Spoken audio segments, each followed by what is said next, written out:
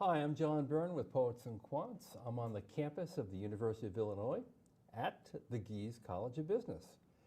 And I'm here for the first of 3 live stream events this afternoon from campus. The first session will be about undergraduate education at Gies. And we have 2 great guests to talk about that. And then we'll have 2 live stream sessions on the iMBA, probably the most affordable, high quality online MBA in the market. And we'll bring back the dean, who I'll introduce in a moment. And we'll also have a panel of current students and recent graduates to talk about what the experience is like. So right now we're going to focus on undergraduate education. I have to my immediate right Jeffrey Brown, the Dean of the Gies College of Business, and next to him, Kevin Jackson, who's the Associate Dean of Undergraduate Studies. Welcome. Thank you. Thanks. Yeah, welcome. So you have a brand promise, and the brand promise is everywhere. Yeah. It's on the elevator doors, it's on the buses even, Yes, in Champaign. And it's simply business on purpose. What do you mean by that? So it means a couple of things. First of all, it means we're intentional about everything that we do. And it also means that we try to instill in our students a greater sense of purpose that, I think that being in business is a noble calling, but it is about more than just the bottom line. It's about helping our students really understand their role in a company, their role in society, discovering their why they want to do what they want to do, and help them make a difference in the world. I like that, discovering your why. Yeah. Why is why so important, and what may be less important? The why is really important because it's, at the end of the day, it's what really motivates people. I mean, if you're passionate about what you're doing, if you see how the activities that you do day to day connect to some larger purpose, some larger meaning in life, you're going to stay motivated even during the inevitable difficult times in any career. True. And I think that resonates really greatly with millennials. It does. Yeah, it absolutely does. And there's also work out there showing it matters a lot for organizations as well. The organizations that can really tie their business to a larger purpose, whether it's meeting a consumer need, solving a societal problem, it's a really powerful force for getting organizations to work together toward a common goal. Now, how do you teach that? How do you ingrain that in people? I'll let Kevin speak to this some as well, but I'd say in everything that we do. And it starts by talking about it a lot. It starts by reminding them about it, but it really goes to the way we teach, to the work that we do with them outside of class, to the messages that we send when Kevin or I or others are talking to our students. But you might want to add some color to that too. You mentioned millennials because one of the things that one of the first conversations I had with some students when I first took on this role as Associate Dean is, there is a sense about knowing what the right answer is when you're part of a business school, right? I'm supposed to have my concern around profit margin and the bottom line. And I think the message that Business on Purpose provides is that if you have a passion or a cause, then you don't have to check that at the door. It is seeing business as a tool that allows you to pursue your passions or your causes in a sustainable way, in a way that you don't have to, you can make it a hobby, but it doesn't have to be a hobby. You can kind of use the tools that you learn as a business student to make it something that you can do sustainably throughout your life, professionally. I think it's worth saying too, because people who aren't in business or haven't been exposed to it often have the stereotypical view of what it is. True. And more often than not, it's a negative view. It's capitalism, it's greed, it's making a profit at any cost. And the students who are attracted to this field are anything but that. Yeah. That's right. I mean, as you pointed out, especially among millennials, we know that having a connection to a bigger purpose is really important to them. And I'll tell you, it's not just, youthful idealism. It was just a couple of weeks ago that a CEO roundtable came out with a statement, some of the CEOs of some of the biggest companies in America saying that we need to have a broader conversation about the set of stakeholders that matter to business. We've historically had this model, which has been very useful, and as an economist, I understand it, about shareholder value and that being the primary goal. But I think there's a recognition that we do need to think about a broader set of stakeholders, given some of the challenges that we face as a country, as a world. Yeah, that's really true. Now, one thing you recently did was to redesign the undergraduate curriculum. Yeah. Everyone knows business is changing rapidly. It's driven by technology change, by globalization, frankly, by economic cycles and governments.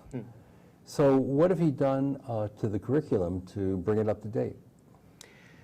Well, wow. We have an hour, right? That's a lot. Just in the last couple of years, there's just been a real intentional, attempt to give students the best experience and the best opportunity to succeed in a more contemporary business world. So things that I would entail would be things like data analytics and having students become at least conversational, but with the opportunity to become fluent in a lot of data analytics Which has areas. become very hot. Absolutely. I mean, we are overwhelmed by data. Most companies still aren't harnessing it for decision making. They're overwhelmed by it as well. That's right. So going forward, every single student in the Gies College of Business, starting with this year's freshman class, will have a full year of business analytics during their sophomore year. And then That's that 2 semesters, provides, not only one. it's 2 semesters, Right. it's a full year.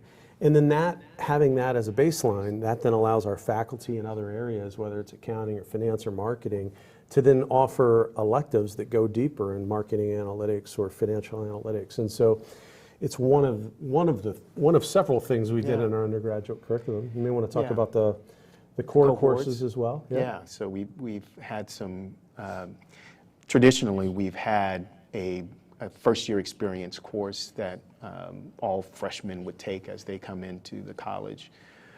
And as a faculty, we decided that to meet some of the other needs, some of the other skills that our students were required to find success, to add to that one cohort course by adding 3 additional cohort courses. Their Business 101 is the first course, and the others are, each year, sophomore, junior, senior, they'll take a similar type of cohort level course. Each of them having different emphasis. One would be kind of a simulation type of course where they were given a business problem that they have to solve in a simulated way. Then an experiential learning course where they actually take some of those experiences from that simulation and apply it to a real world setting, which is, it's going to be incredible for all the students to engage with an actual company And to that's solve classic a business experiential problem. learning, which you guys have done a lot of over many years in your MBA program. Yeah, Right? yeah, absolutely. Yeah, we really, I think we're one of the early pioneers in the area. It goes back 25 years or more, but it's to be able to do it on this scale where we're going to have, as juniors, 800 plus students all participating in a client-based project. We wouldn't have been able to do that had we not built up this incredible experience over the last couple of decades. Jeff, I'm But you wondering know- how much hair you're going to lose over that, because the logistics, I don't have that much just left the to lose, but logistics of that are nightmarish. yeah, but right? but the thing is, we first of all, we have a fantastic team, and we have been doing it through Illinois Business Consulting as a right. non-curricular activity for many years, which was actually we ran it out of Gies College of Business, but it was open to students from across campus. And so even before we started this effort, we were running something like 50 projects a year. Oh, wow. And we'll have to increase that to maybe as many as a couple hundred projects a year, but we know how to do it. And so Right. it's just about executing. Part of the motivation for all of this, and you can weigh in as well, is when I'm out there talking to our alumni, talking to business leaders, when you ask them, what are you looking for in your new employees?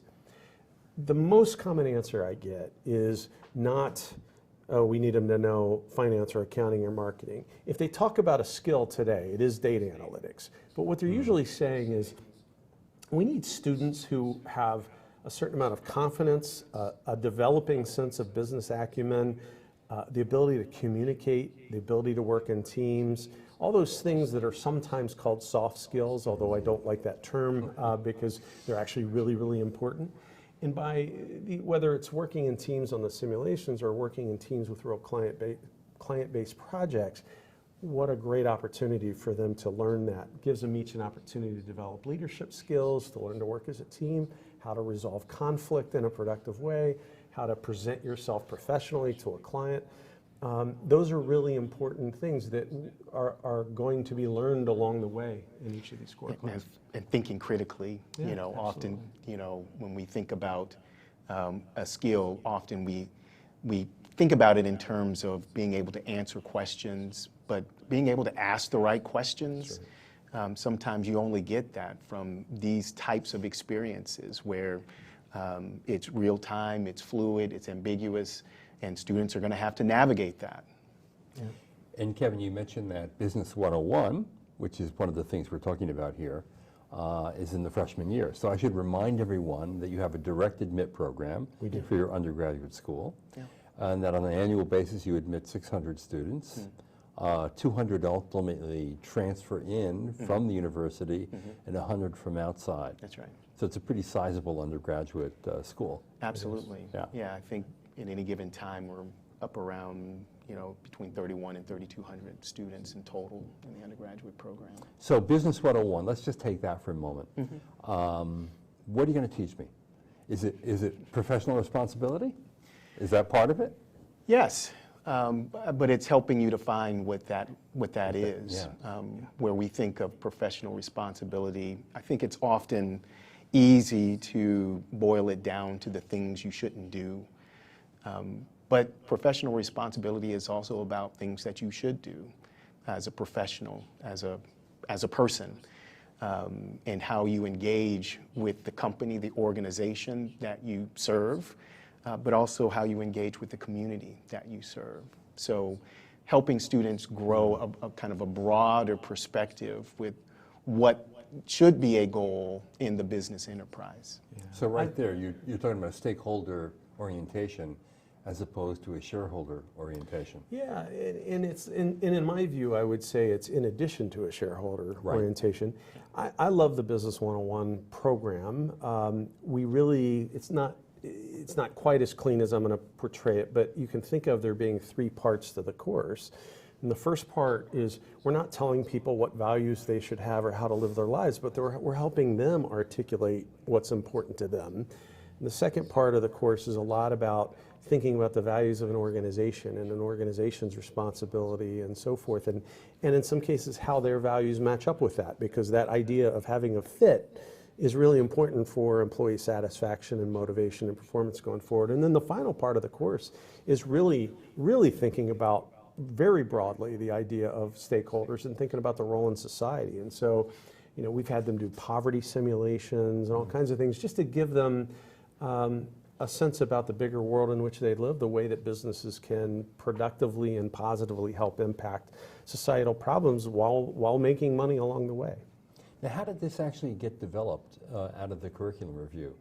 I mean, was there a lot of inputs from corporate recruiters, from students, from alumni? Is this something that faculty dreamed up? What exactly, how did it come about? All of the I was going to say yes. Yes, okay. Yeah, you know, about, it must have been 4 years ago, the college put together a group of faculty and that were responsible for connecting with other stakeholders, students, alums, corporate partners, and gaining information. And then based upon that information, trying to think outside of the box about what we can deliver to students, what experiences that we can give them that best prepare them. I think what came out of that were these ideas of one, having a skill, and by the way, 4 years ago, that was kind of ahead of the curve to be thinking that much about data analytics and its importance. But to think about data analytics and its role, its likely role in being successful in business, but also about these other skill sets that we've mentioned. But the final piece was also about community and how do we build the right culture for our undergraduate students. And so things like these cohort courses provide platforms by which we can give students better opportunities to work together towards common goals and set the right tone of, hey, we have a stake in each other's success. You know, we're in a situation where we don't have to have our students compete with other students for jobs as if it's a zero-sum game. But we can actually celebrate when other students have success. And that is a really important part of the culture here at Gies, which is our students are incredibly collaborative and helpful to each other. I mean, when you have a 99% job placement rate, they all know they're going to get jobs. And so there's not this sense that they have to sort of get ahead of the person next to them, but rather they're all working to achieve and excel, but they're doing it together. So it's not at all uncommon to walk through our beautiful atrium down there and see students working, and you go over and talk to them and you realize they're actually preparing for the same interview and they're helping each other, right? And most of them, it doesn't even cross their mind that that if I help you, that in any way reduces my chances. And that's part of being intentional. That's part of business on purpose. It's getting our faculty and staff and our students to think about it in that way. You know, as I sit here and I think about what you're doing with the new curriculum, with Business 101, 201, 301, 401, what I really take away is that you're speed tracking maturity. So, you know, it would take many years in the workforce to develop the thinking, the confidence, the presentation skills, the practice through simulation and consulting projects that you're shortcutting through these 4 core cohort-style courses through the experience. And what you're really doing is giving people maturity that they otherwise wouldn't have. Right. And I think that's what we hear from those who come and hire our students is that's one of the things that attracts them to our students is that level of maturity. Now, one of the things students can do here in the undergraduate program is major in one of 8 different areas. And they have to declare their major, is it in the sophomore year? It's after their sophomore, just end of their sophomore year. Now, why exactly then? Well, I think with intentionality, you know, a lot of students aren't sure what all these business major opportunities are. And so giving students a chance to explore and encouraging them to explore as in their first 2 years, they're all required to take courses from each of the disciplines. And then we celebrate when they converge on what it is that they desire to complete as a major. And when I say celebrate, we really celebrate it. We have a signing day. Really? Yeah, where we have... Why should the athletes have all that? That's exactly right. Well, we bring in someone special. One year it was Levy Smith, our football coach. We've had the athletic director. And this past year we had Larry Gies, who gave us a lot of buzz among the students as they were waiting in line to shake his hand as he helped them reveal. That's right. Yes, Larry and Beth were here. As they reveal to the world on camera, on live streamed, so their parents can participate in it as well. Kind of, this is where I've chosen to So you make it a fun event. Absolutely. We absolutely do. And we do, while they're standing in line, we give them the information. They can text their parents. Parents can watch it live. It's really a fun event. That's wild. Yeah. That's like drafting. Yeah. Football draft. Yeah, I mean, we were inspired by how the athletes do it. You took we the just don't sports make them pick up metaphor. a hat. We have them unroll a banner. Yeah. So that's the same idea. And the most popular major at the school is something that the school is known for, world-renowned, in fact. It's accounting, right? Yeah. So 40% of the undergraduate students here major in accounting. Yeah. And I thought, oh my God, wouldn't that be rather boring? But you have a chair of your accounting department who is an incredible dynamo, the most passionate advocate for accounting I've ever met in my life. She would make anyone want to study accounting. That's right. Absolutely. Yeah. Why do you think, though, after all these years, still accounting is so strong and the preferred major of the largest chunk of undergraduates you have? What is it about accounting? And Kevin, you taught accounting here for many, many, many years. I did. Yes.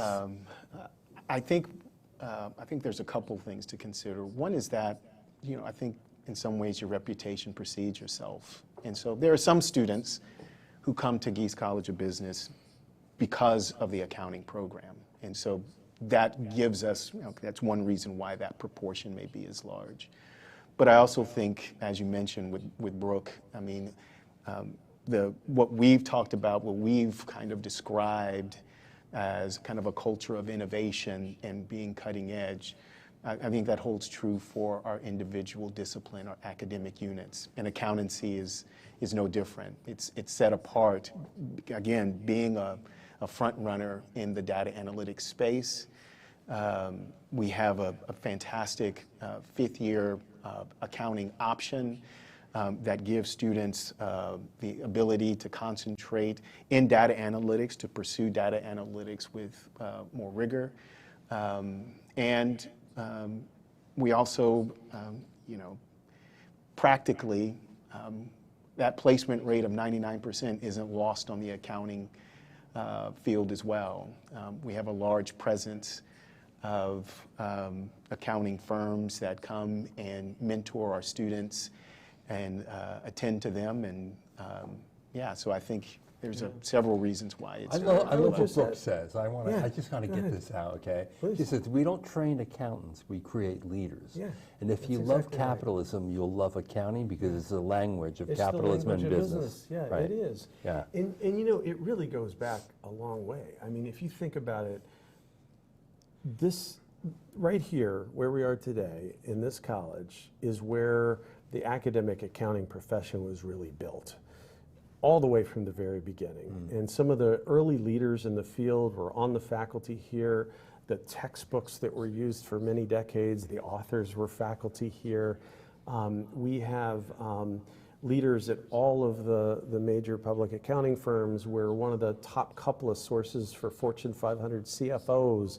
I mean, it just goes on. And so after decades and decades of excellence and always being one of the, number one or number two, depending on the ranking in the year, you're then able to continue to attract the very best talent, both on the student side as well as on the faculty side. And so it perpetuates. And, as Kevin said, you walk around this building and you're going to see a lot of names of accounting alumni and accounting firms that have been very supportive of including what we do Larry here. Gies. That's right. He was an accounting And the undergrad. current CFO at McDonald's and SoulCycle, among others. And many more, on and on. Yeah, Yeah. exactly. And then the second most popular major here today is finance, right? Yeah. Is there a data analytics major or not?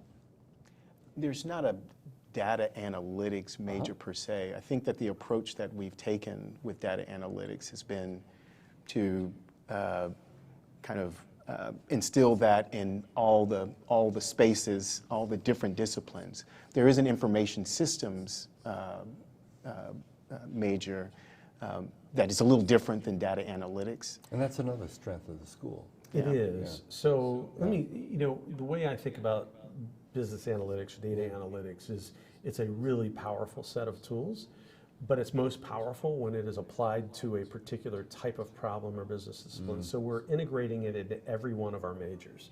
So whether you're studying accounting or finance or marketing or strategy or supply chain, you are going to come out of here with strong training in business analytics, but you're going to be able to apply it to a set of questions and problems that's going to make it very applicable. Right. This campus, I know you realize, not only do we consider ourselves one of the great business schools, but I mean, we are on the campus of the University of Illinois, which is one of the best engineering programs anywhere in the world, one of the best computer science programs anywhere in the world, one of the best School of Information Sciences anywhere in the world.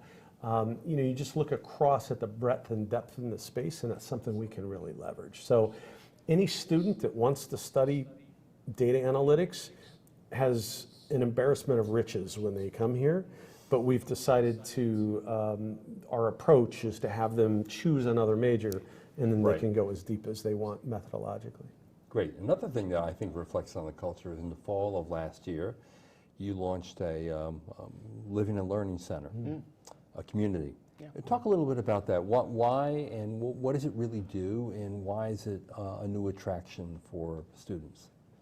Yeah, I think, as we talked about, and I've mentioned this with respect to the cohort courses, but really at the center of the culture that we want to build in Gies is a culture of community. And this represents kind of one of these platforms by which we can do that. And so the living learning community, the business living learning community, it's at one of the nicer residence halls on campus. It has students, not all the students in there are business students, but they all have an interest in business. I guess about half would be Gies students. And they are exposed to different types of programming. Some of it community building, some of it having to do more directly with business, some of it skill development, those types of things. How does it play into the culture that you're trying to build and create and nurture? Well, I think anytime you have, we're trying to build community, it's about having shared experiences. And so in the business living learning community, they have programming like, a lock-in as part of their orientation. What's a lock-in? Where you bring them into a room and you lock them in. Really? Yeah. But why? Well, it's so that it's part of their orientation. It's a way to Bond them. build rapport, Yeah. provide them with a bond.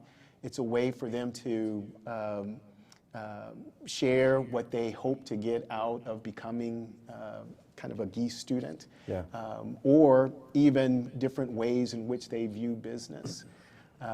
And then we have other, courses that were offered. We've offered a communications course right in the residence hall for students, part okay. of the living learning community. We bring guest speakers there on occasion, Yeah. lots of things. It's really a great opportunity for people to, as Kevin said, to be able to bond, socialize, create those relationships outside of the classroom as well. Right. And I can tell you it's very popular. We have far more students that want to live there than we have space for at the moment, and it's something we hope to continue to expand going forward. So when students graduate from the Gies College, what do they say they most admire? What do they say that had the most impact on them? What are the kinds of experiences that you get feedback on? So I'll start and then you can jump in, but where I was going to start is that we really try to allow each student to create their own experience. I mean, we don't let them go wild on curriculum. We're very intentional about what they learn here, but it really depends on which path the student chose. So, we encourage all of our students to get involved, and we have a lot of very active student organizations that have a business focus. So for some students, the answer to that is going to be, I was in the technology and management program joint with the College of Engineering, and that's where I developed my friendships, and that's where I developed all this knowledge and where I got the lead on the job that I now have. For other people, it's going to be Illinois Business Consulting, or maybe they were in the Investment Banking Academy, and that led them to learn a lot about the industry and end up with a job at one of the big investment banks. So it really is an individualized experience. I think what ties it all together, they all come out here very happy because they've got a great job at a great firm, good pay, so they're off to and they're hitting the ground running. Right. And they look back and think they just had a good experience here. They developed friendships, they had faculty that were important to them, and so forth.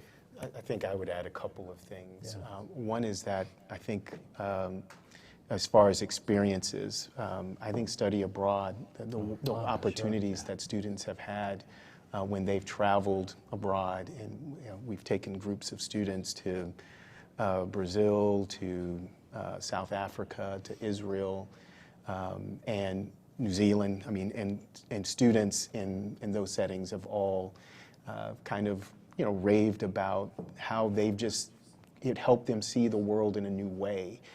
The other thing I think that you hear, and I probably hear this more not from those who just graduated, but for students who graduated, maybe 5 years they feel prepared not just for their first job out, but they feel prepared for their career. Maybe it's that second or third job where they're still going, I was prepared by my experience at Gies for that. And I think that is in my mind, I feel like that is the model of success of a business school, is when you're not so keyed in. We have a 99% placement rate, but we're preparing students for more than just that first job. Right.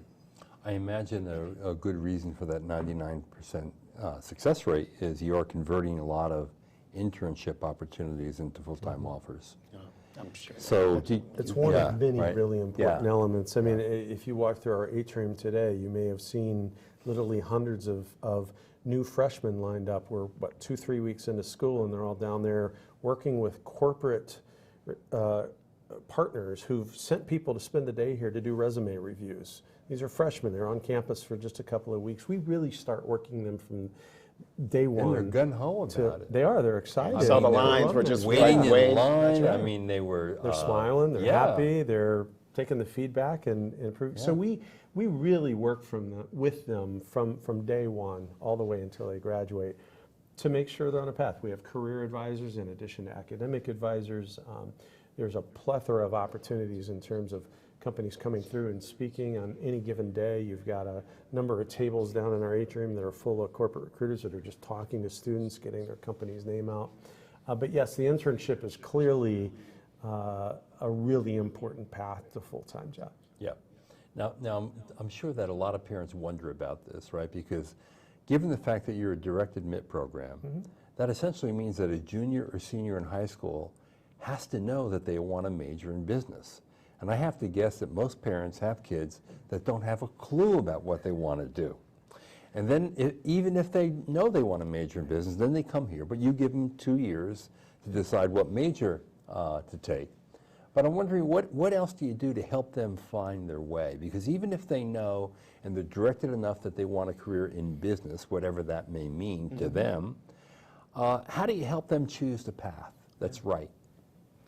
Well, I think there's a couple of things I would say. Is one is that once students are admitted into the college, there may be cases where they decide, okay, I'm not going to be in business, and so there are other options that, and thankfully we're at a university that has a lot of options and a lot of high quality options, so that if for whatever reason, if you were able to get into the college, then you'll have other options within the university.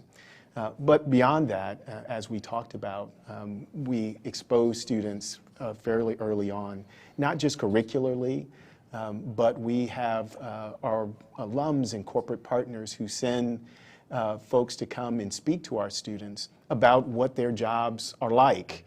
The career services group in our college, they have very dedicated programming to help students better understand. As you say, a lot of students probably, like I was when I grew up, I didn't know what happened in those big buildings.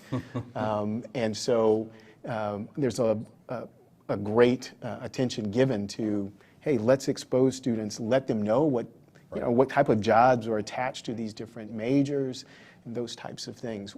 So we wouldn't expect students to come and have kind of a well-defined, this is what you do, and that's your track.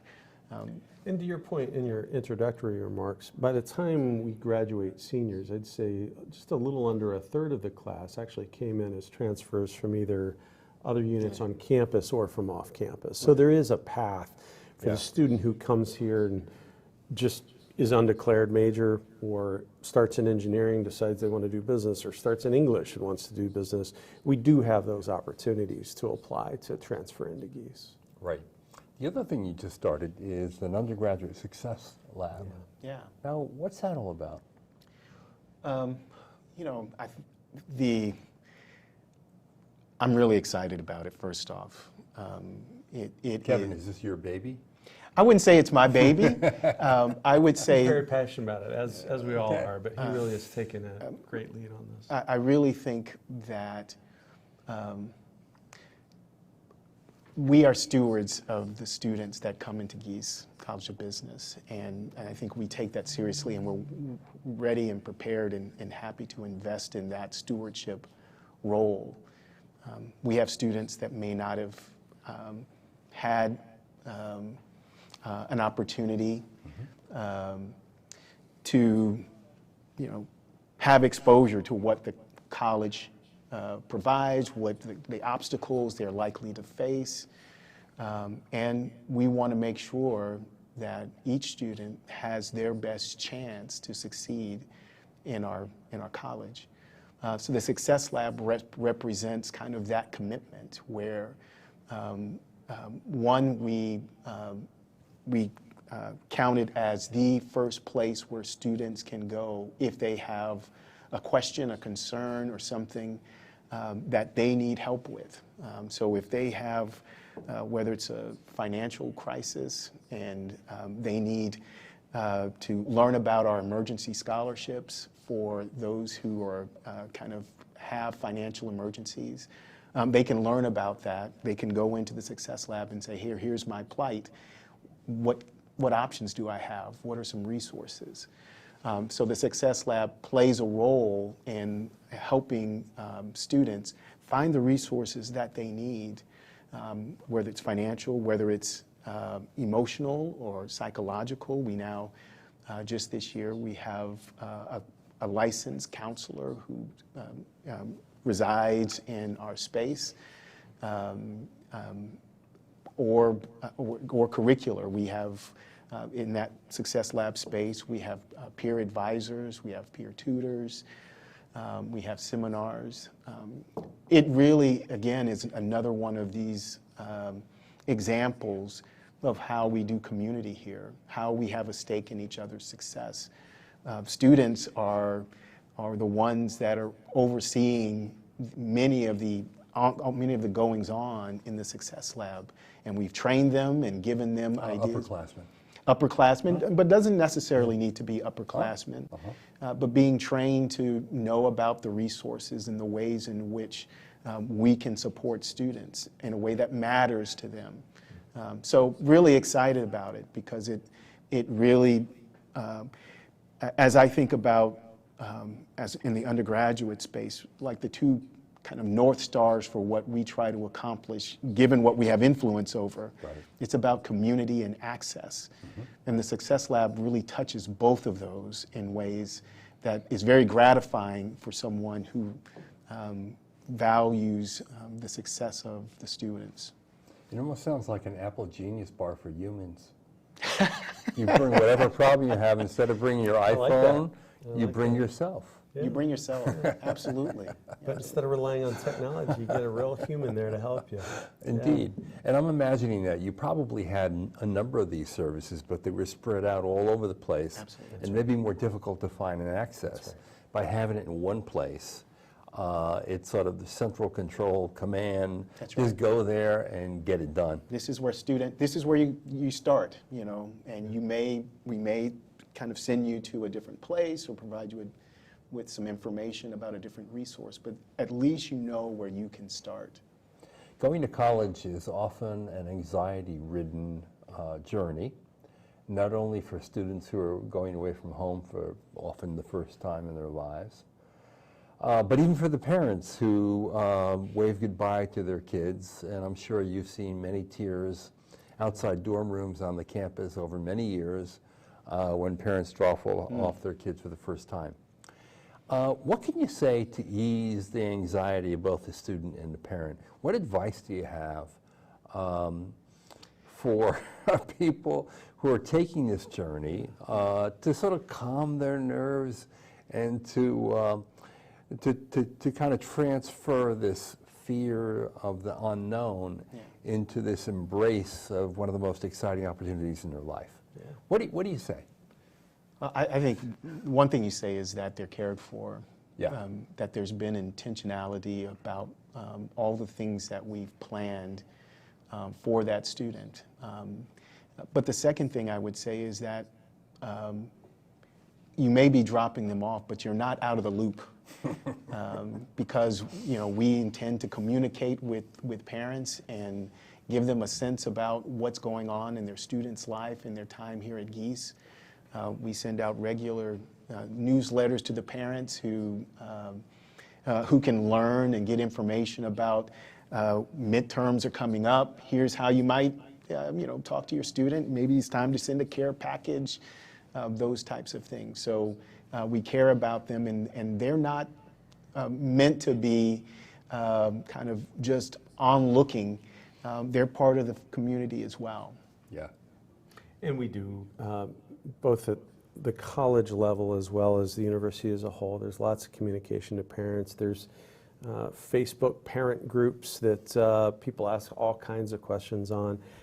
I often tell people I'm a parent of 2 college students myself, and I have a new freshman at the U of I this year. So I've seen and experienced it, and I feel it. I've had some of those tears shed in our own household as kids are heading off to college.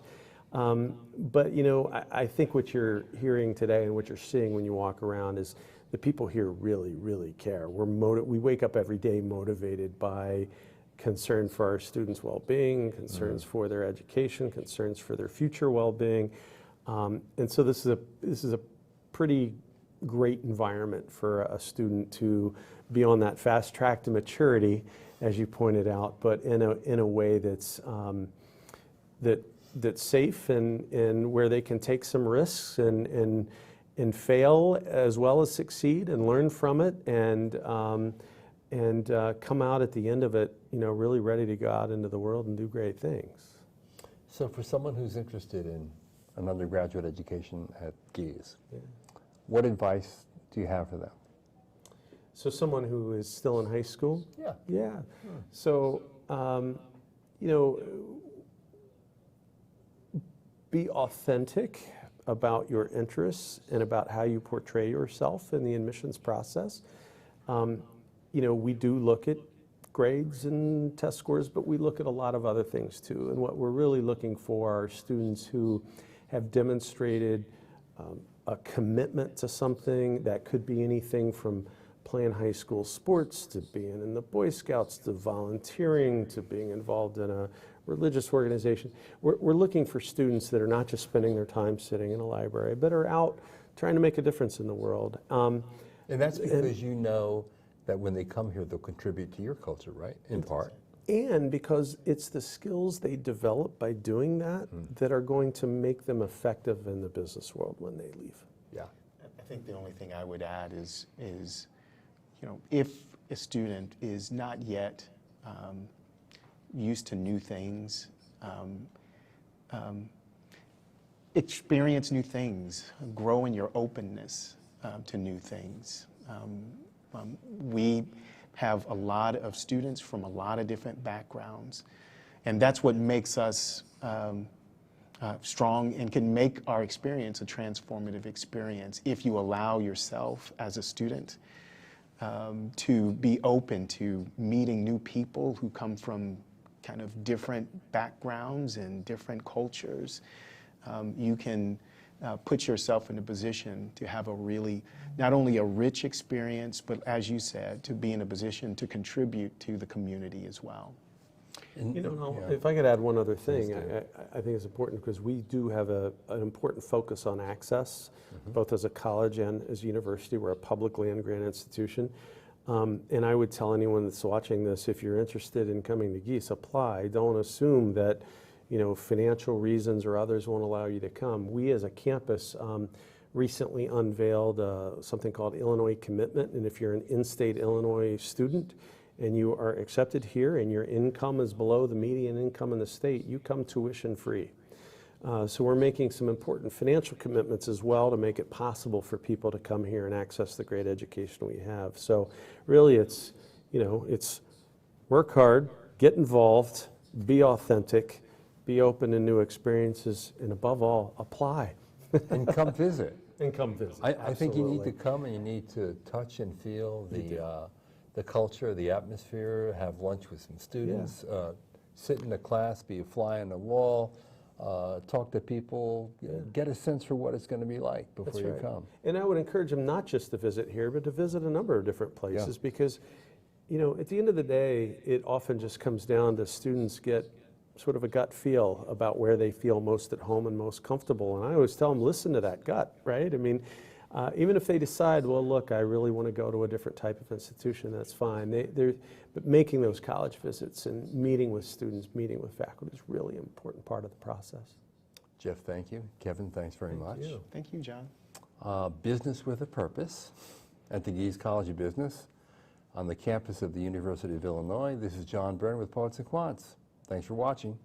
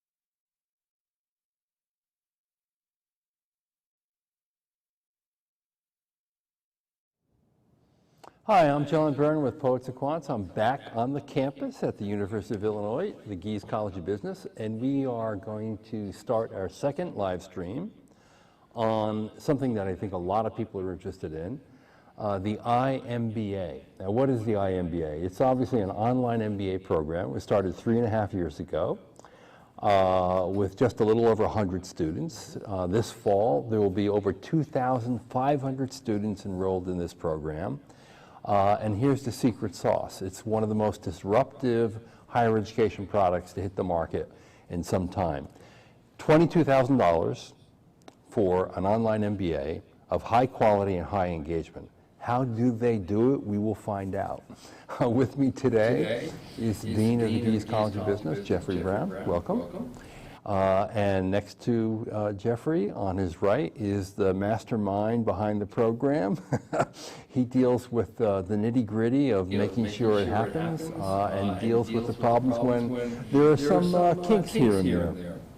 That's Ashad Saeed, who's Assistant Dean of Online Programs. Welcome. So, $22,000. How do you do it? Yeah. It's a completely new business model, and it is one where we made significant investments up front. We've grown it to a scale now that because of the scale, we can provide an exceptionally high quality education at a $22,000 price and have a sustainable financial model in doing it. So it is about scale. It's about being able to deliver excellence in scale. You couldn't run a $22,000 program with only 50 students in it, but you can do it well when you have a couple thousand students in it. And you know, in the beginning when online education got its start, a lot of people thought that technology was going to be the way to make higher education more accessible and more affordable. But it turns out that that kind of didn't happen. There are many of these programs that cost as much as an on-campus program. So you really broke a barrier here when you came out with a $22,000 iMBA. I would say it did happen, and it happened right here. Indeed. So what do you sacrifice? Because someone looking at the price would inevitably think, okay, what am I going to give up to get this value for 22? You want to go first? So I can, and certainly this is something you can answer really well, but John, going back to our mission as a land-grant institution, it's important to note that that is where it started. That is our purpose at the end of the day. So it didn't start with what the sort of money is angle from a point of view of cost and all that. That is what the mission-driven aspect of this is. And then we figured out what the right model and approach is in terms of having that cost. So we don't believe that we are sacrificing anything in this online program, that students have an opportunity to get an extremely high quality education with many of our best faculty on the program, connecting with all the students across the globe. So we don't feel that they're sacrificing anything in terms of quality. That's exactly the right answer. It is an exceptional program where the student experience, the education they get, the networking they get, I think rivals anything out there, whether it's online or residential. We have a whole new model for doing it that allows us to support it at a really aggressive price point that makes it accessible to people who otherwise wouldn't have been able to do it. And it was all driven because we're a land-grant institution and we care about access. Let's go to things that make it kind of unique and different, above and beyond the price. First thing is, you didn't simply take your traditional curriculum and throw it online. You actually took out a blank piece of paper and you redrew what you thought should be taught in an MBA. Talk a little bit about that first. Absolutely. So I think before thinking about just porting a residential MBA program online, rather than do that, we designed the program for the online medium. So just instead of just putting courses that we thematically arrange them, unbundle the whole degree in a way, and repackage them in what we refer to as active learning packages in a way. So they are connected around themes. So when you are talking about leadership and when you're talking about business strategy and designing and managing organizations, they're all connected in a theme together around a capstone project, and you do that across the board. and then students have the opportunity to engage around it. Not only that, I think we've also partnered outside of this college with other colleges to have a cross-collaborative curriculum, for example, in digital marketing with advertising and College of Business, as well as from an individual outside in the industry from Google teach in the program. So the idea and notion is this is not only a program and a curriculum which is innovative, but it's also market relevant. It's also in a way relevant that they can apply it right away on their job, what they are learning in a manner that connects the tissues. The only thing I'll add to that is that that mindset of let's design the program for this medium also applied to how we designed the courses themselves after we established what the content would be. And the analogy that I often give is think about if you want to tell a really compelling story, you can do it through a novel, you can do it through a stage production, you can do it in Hollywood. You can do it very effectively in any of those formats if you do it for that format. But if all you did was stick a camera in the back of a live stage theater, you're going to get a bad experience. But if you make a movie using the techniques of Hollywood, not the techniques of Broadway, you can have an equally compelling, high-quality experience. So there are low-quality and high-quality residential programs, and there are low-quality and high-quality online programs. We believe the secret to creating an exceptionally high-quality online program was to build everything for that purpose. And I can attest that you have 5 studios now in the building where a lot of action is going on, and we'll get into that a little bit later. But I want to talk about another unique aspect of the program, which is its stackable nature. So this is something that you can try out without credit and without a degree, course by course or sequence of courses. Or you can take them for credit without a degree, or you can take them as a degree and actually take the stuff you had for credit and apply it to the degree. On one level, that almost makes it a little more complicated. On another level, it makes it really easy to take snack-like bites of the curriculum, sample it, and decide if you want the whole meal. How has that played out? I mean, this is going back originally from a design point of view. It's a very student-centric approach. So rather than decide what is best for the students and the learners, like we are talking about in this environment, working professionals who have family lives, professional lives. A lot of our students are like that. And for them, it is important to understand whether this is the right approach, this is the right mode, and that gives them an opportunity to do so. That also gives them an opportunity to test out the rigor of the program, whether they have enough time commitment.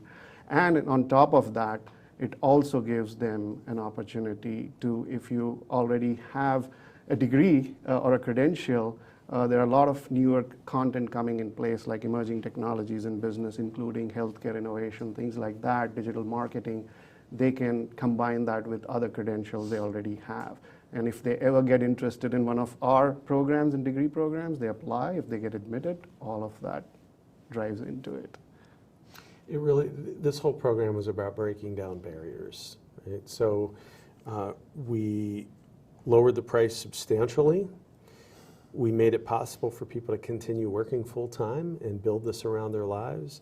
We made it possible for people to continue to live with their family wherever they are and not have to uproot and move here. We made it possible for people to try it out without committing to, having to leave their job and commit to a couple $100,000 thing that they may or may not like.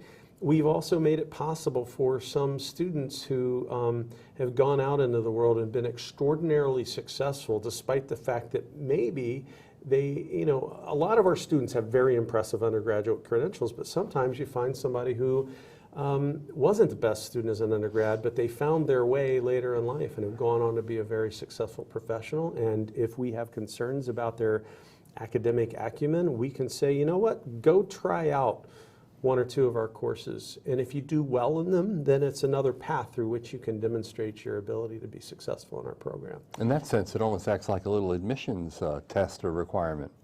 It So is. in fact, we have Yeah. kind of formalized it, We and have. we were talking about it yesterday also, that Yeah. there is sort of a performance admission track, Right. which is this exactly what Dean Brown described, is that you apply like a regular student, you can apply to it as a performance track if you like to do that. you get admitted, you go through a sequence of courses, prove that academically you can be successful, you can work with your peers, be a great group member, and you are admitted. And you have to have a 3.0. 3.0. And you take how many courses? 3 courses. That's right. Okay, good. The other thing that you did to remove a hurdle that a lot of people find to be a considerable hurdle is GMAT. I hate standardized tests. I don't think standardized test score has anything to do with your potential as a leader. Why did you do that, though? Well, I think you answered part of the question, and you had a Forbes article a couple weeks ago about the former dean at Harvard who had made that decision back in I believe in the 80s. Yes. Look, if you're on the young side of our application pool and you don't have as much work experience as our typical student that has about 11 or 12 years of experience, taking the GMAT does provide us some information. But if you've been out for 10 years and you're a successful mid-level or senior level executive at a Fortune 500 company, or you've been a successful entrepreneur, or you have a law degree and a successful law practice, we're really not going to learn anything from a GMAT test other than that you took the GMAT and you know how to take a GMAT test. We've seen from your professional success that you have what it takes. And so we just really think the additional informational value that we get out of a standardized test at that point in somebody's career is very limited. And the average student in your program has, what, 12, 13 years of work experience already? About, yes, 12 years, and they're about 37 years of age. But that's, again, going back to Dean Brown's point. It's like giving students options in various pathways to, GMAT, GRE, it's an optional piece. You can apply, you can send a test score if you like. If you did well, you can send it in and it will help your application, but we don't want that to be a barrier. Exactly. Right. Now, your satisfaction rates are extremely high. I believe that they're 95% are very satisfied. Actually 98. 98.6% highly satisfied or very satisfied. I think it's 94% would recommend the program to a colleague, a friend, a relative.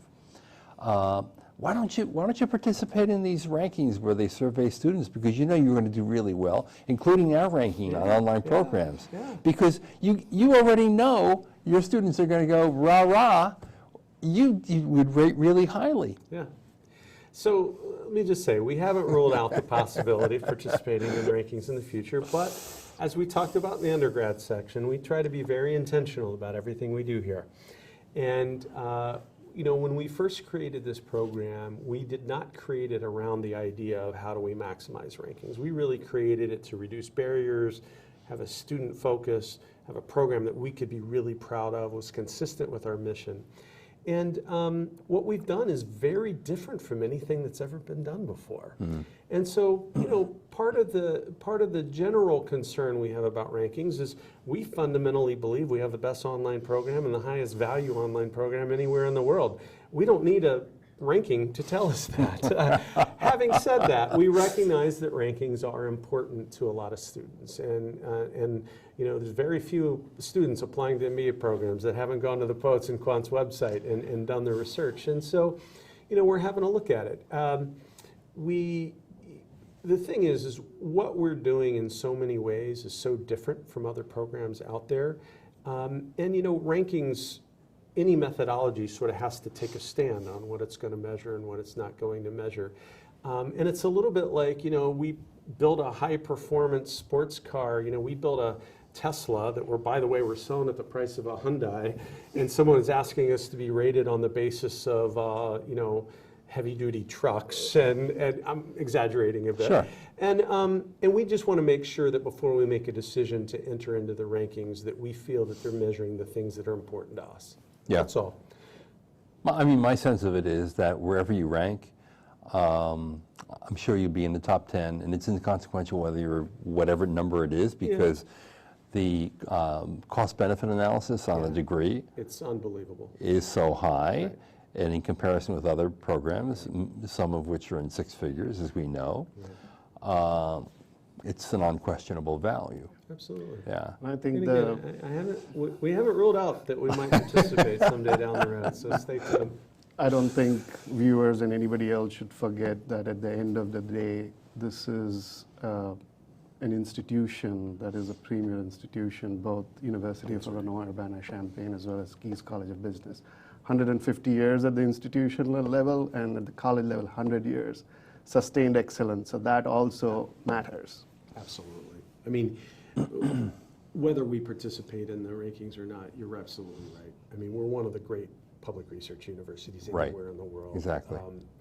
And we certainly, in where we do participate in rankings and other graduate programs, undergraduate programs, we always perform exceedingly well. And you're So- putting your best faculty in the program. Absolutely. Many of our best and tenured faculty are teaching in the program, and it's a testament to the students that are in the program themselves are themselves a quality metric as well as they go out bet. and graduate. You bet. And having met a number of people on your learning team, Yes. the people behind the scenes in many cases who make things happen, I can attest that the faculty that you do put in the room are very strongly supported by an incredible staff. I'm glad you Yeah. brought this up. I just have to say, this whole program never would have been possible had it not been for our e-learning team. Our executive director of e-learning, Norma Scagnoli, has a PhD in education. She had worked on online programs before.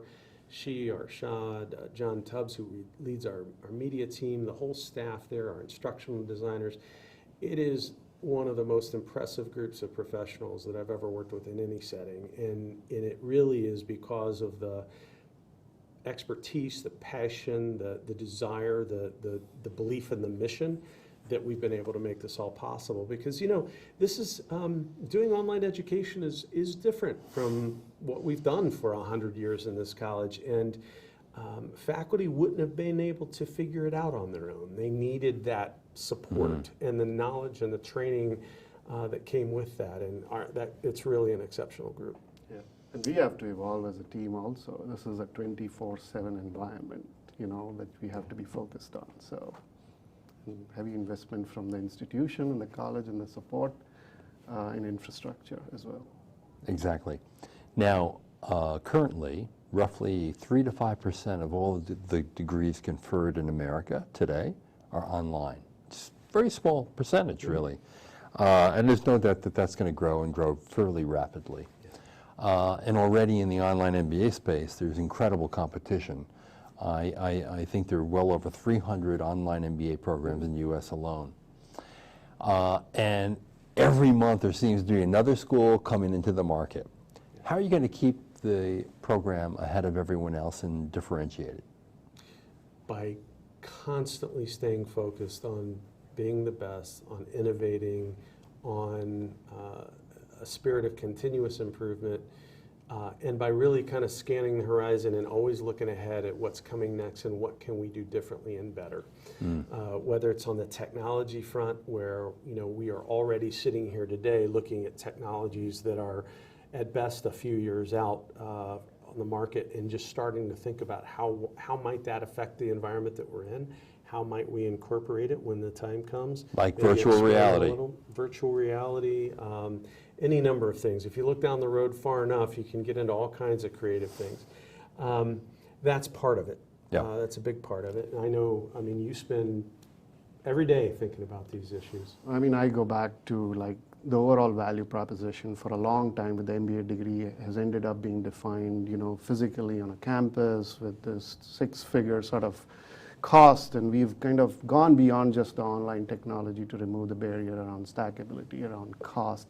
We certainly feel that the market has not been truly defined. It's not a zero-sum game here. We're also bringing newer sort of segments into the MBA degree now that we see, if you've broken all these barriers, there are a lot of individuals who had MBA, the degree is still valued on their bucket list, and now say like, oh, now I can do this. And so that, I think, has also enabled a lot of students to participate. So it's less about taking market share rather than and expanding market share is what it's about, right? That's Expanding the absolutely market. what we believe. We're definitely Yeah. growing the market. We have a lot of students who have flat out said if it wasn't for the flexibility, the affordability, and so forth, combined with the quality, they may have never been able to achieve it. And we hear that from US students, we hear it from international students. We've got some pretty amazing stories out there about how we've positively changed people's lives because of this unique combination of access, affordability, and excellence that is no trivial feat to have combined those three things, and we see the evidence of it every day. Now, you talk about the iMBA as being a high engagement model. Tell me what makes it high engagement. What are the ingredients that you've added, the twists and turns, that allow students who are far away from this campus to be really engaged in the study of business? So I'll start with like a broad umbrella framework. When I think about engagement within our program, I think about it in sense of curriculum and content, that students will engage. How do they engage with our curriculum, which is broad-based, just content? How do they engage with our faculty members? And then finally, how do they engage with each other? So around the curriculum, we've talked about how we've broken the barrier to allow them to kind of access the content at any point in time. If they didn't have a background in finance, they can go in and jump ahead even before a course has started to take advantage of that. And then part of that academic involvement, like you have live sessions with the faculty member, you have active group assignments every week with the students and the peers in office hours. That lends to the sort of that academic engagement layer on it. On top of that, we also talk about the overall student experience, and there you have to talk about how do you engage them socially, virtually. That's one aspect of it. They facilitate their own study groups, meetups in different cities and part of the world. The program, the institution creates these connect events, not only in the US, but all over the world. I was in London, I'll be in Dubai in a few weeks. But that creates another layer of engagement for them to connect with each other, with alumni, with faculty, leadership, and so on. Today, iConverge, they'll be on campus, 400 plus students engaging with each other. Right, So that's this is an define as annual high. event where you invite your iMBA students. This is the third year, I believe, of iConverge. And it's like a 4-day event. There'll be classes. There'll be a lot of networking. Pizza tonight, I'm going to be there. Football game on Saturday. So Hey. there's learning, there's fun, there's socializing. You know, the first year we did it, I loved when students were coming together for the first time. It's when I really realized that we had created something magical here, because students who had never met face-to-face, who had never met in person, were running up to each other and giving each other a big hug like they were lifelong friends, asking about each other's kids, asking about work. We had created this community online. And you know, the technology that underlies that didn't exist at a level of sophistication and quality that 10 years ago that would have allowed this. So I think one of the reasons that online education is a small percent of the market but growing rapidly is because we figured out the technology, we figured out the teaching model that really leverages it, and it is an exceptionally high quality experience. If you go back to online programs from a decade ago, it was a PowerPoint and a voiceover, right? That is not what we've got today. We've got professional production, videoing, storyboarding, all of that, plus these live sessions that are very interactive, not just with the faculty, but among the students themselves. I want to talk a bit about the live sessions, because at this price point, there are very few, if any, other programs that literally have weekly live class sessions on the internet. And for every single one of your courses, you have a weekly live session. And a lot of planning goes into that, and each live session is actually done 3 times live to account for the different time zones in which you have students. So it's an extraordinary commitment by the school and faculty to be in that studio for those live sessions, where there's live streaming chat among the students and questions that can be asked, and they're filtered and prioritized by staff in the back room. And you often have 2 professors in the class, not just one, or an assistant who's also handling different aspects of the teaching assignment. You have the ability to break students out in as many as 50 different breakout rooms on Zoom, which allows 3 to 5 student member teams to get together and to discuss a topic or discussion related to that given class session. So that's a level of engagement and commitment that, frankly, you only find in like 6-figure and upper programs. Set price aside for a moment, our goal was to create the best online MBA program out there. Then, on top of that, to make it affordable and accessible. And I think we've done that. It's, again, I gave a shout out to our e-learning team, which is exceptional, and our online programs team. But I need to give enormous credit to our faculty too, who stepped forward, new environment, in many cases didn't quite know what they were signing up for. In terms of, they knew they were going to teach an online class, but didn't realize how much of a team effort and how much of a support system there needed to be in place to help them. We made some missteps early on, we fixed them, we've improved processes, but they have stuck with it, and some of the faculty now say that this is some of their favorite teaching that they do. In part, that's a testament to the enormous high quality of our students who come in with this maturity and work experience and so forth. But there's also other features of it that are really interesting. Like if I'm teaching I used to teach before I was dean, I used to teach in our residential MBA program. And if some students over here on this side of the classroom were having a sidebar discussion, it sort of interfered with the flow of the class. In the online setting, we can encourage those sidebar discussions because they're happening in a chat room. And if it turns into something really interesting, one of our course assistants will throw it out there to the professor, and the faculty member will see it and draw it out and lead the whole course in that direction and so forth. So there are things that are possible in the online setting that are not possible in a residential classroom, and we've really learned to leverage that in some pretty exciting ways. One of the most obvious differences is that you can actually go back and watch the class again. That's right. Now, if you are a student where English is a second language to you, that could be incredibly valuable. Or the class evolves around a difficult, complex subject or a concept. You didn't quite get it the first time. So you just roll the tape again at your convenience to do it. The other thing, your live classes are not required because you want to build in that flexibility for the students. So if for any one reason you can't be at that class at that given time, you can always push the button and watch it later, which is amazing flexibility. Something you didn't mention, but I think that is really important about keeping the program differentiated and ahead of the competition and fresh, is the things that you've added since you started the program. So you've now had 2 global immersions, for example. The last one was in Germany.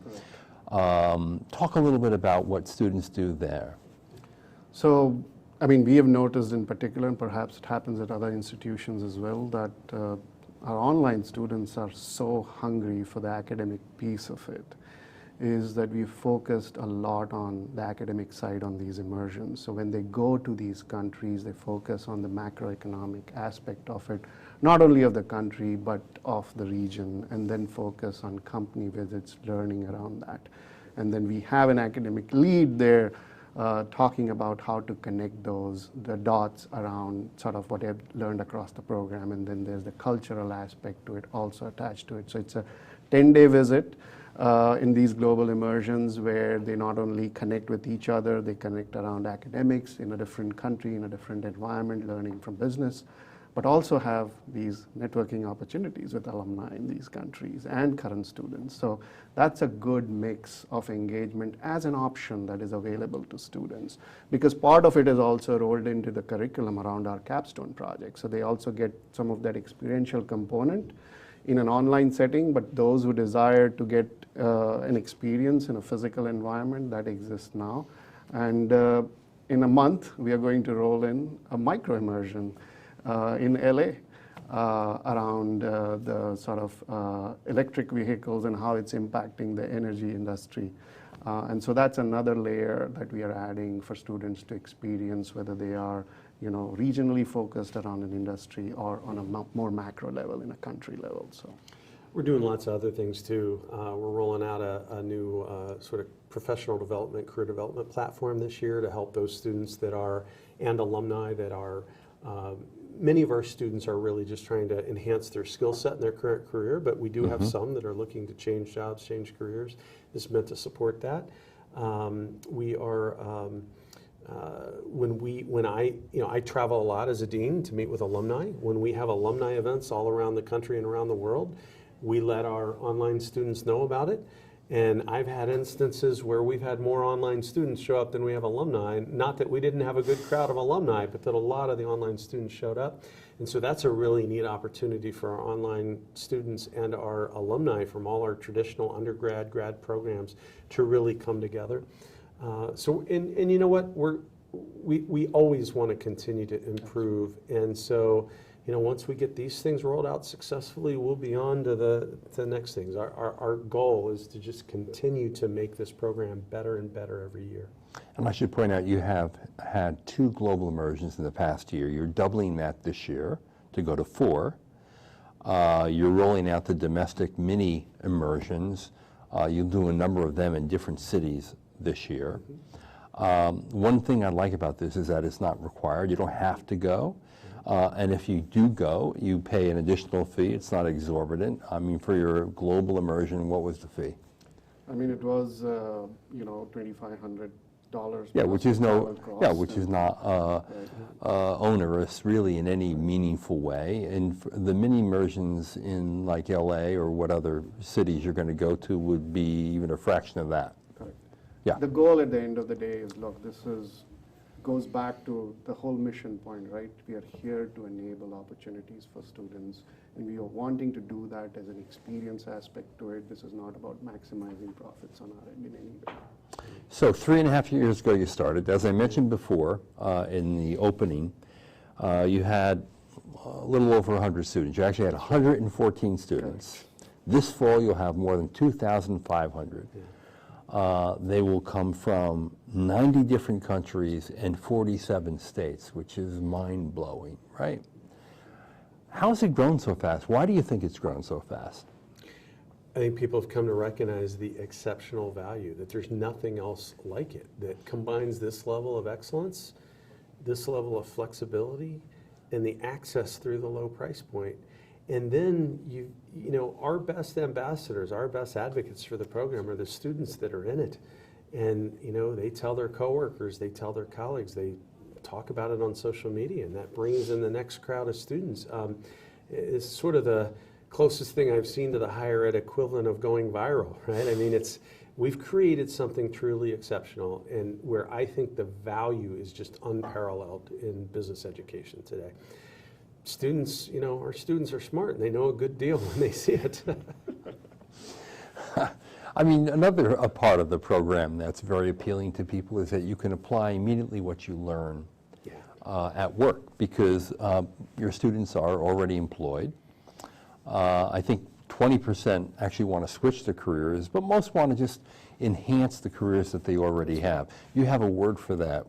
I forget what it is. We talk about skill builders. Right, skill builders. Versus career switchers. Yeah. Things, you know, we have several terms for the different types of students that come forward. It's meant to evoke the idea, which is, I think, that the typical student in our program, which is they're not coming back here because they're unhappy in a career and they want to switch. They're coming back here because they've reached a point in their career where they realize that some additional knowledge is going to help them perform their jobs better and give them opportunities to move up in their own organization or be more effective in their jobs. What stories have you heard from students about learning a concept, learning an idea, getting an insight, and literally putting it to work the next day? Yeah. I mean, there was a student, I just literally received an email a week ago through one of our advisors who said, I just got a job offer in Google in data analytics. And the reason they were able to do that and go there right away because they were part of our business analytics specialization. So you hear those kind of stories over and over again, that whatever I learn, I can work with our team. I can, in fact, speak the language of a CFO or a CMO in my company, given the fact that we are learning right away and going back to work at the very next day.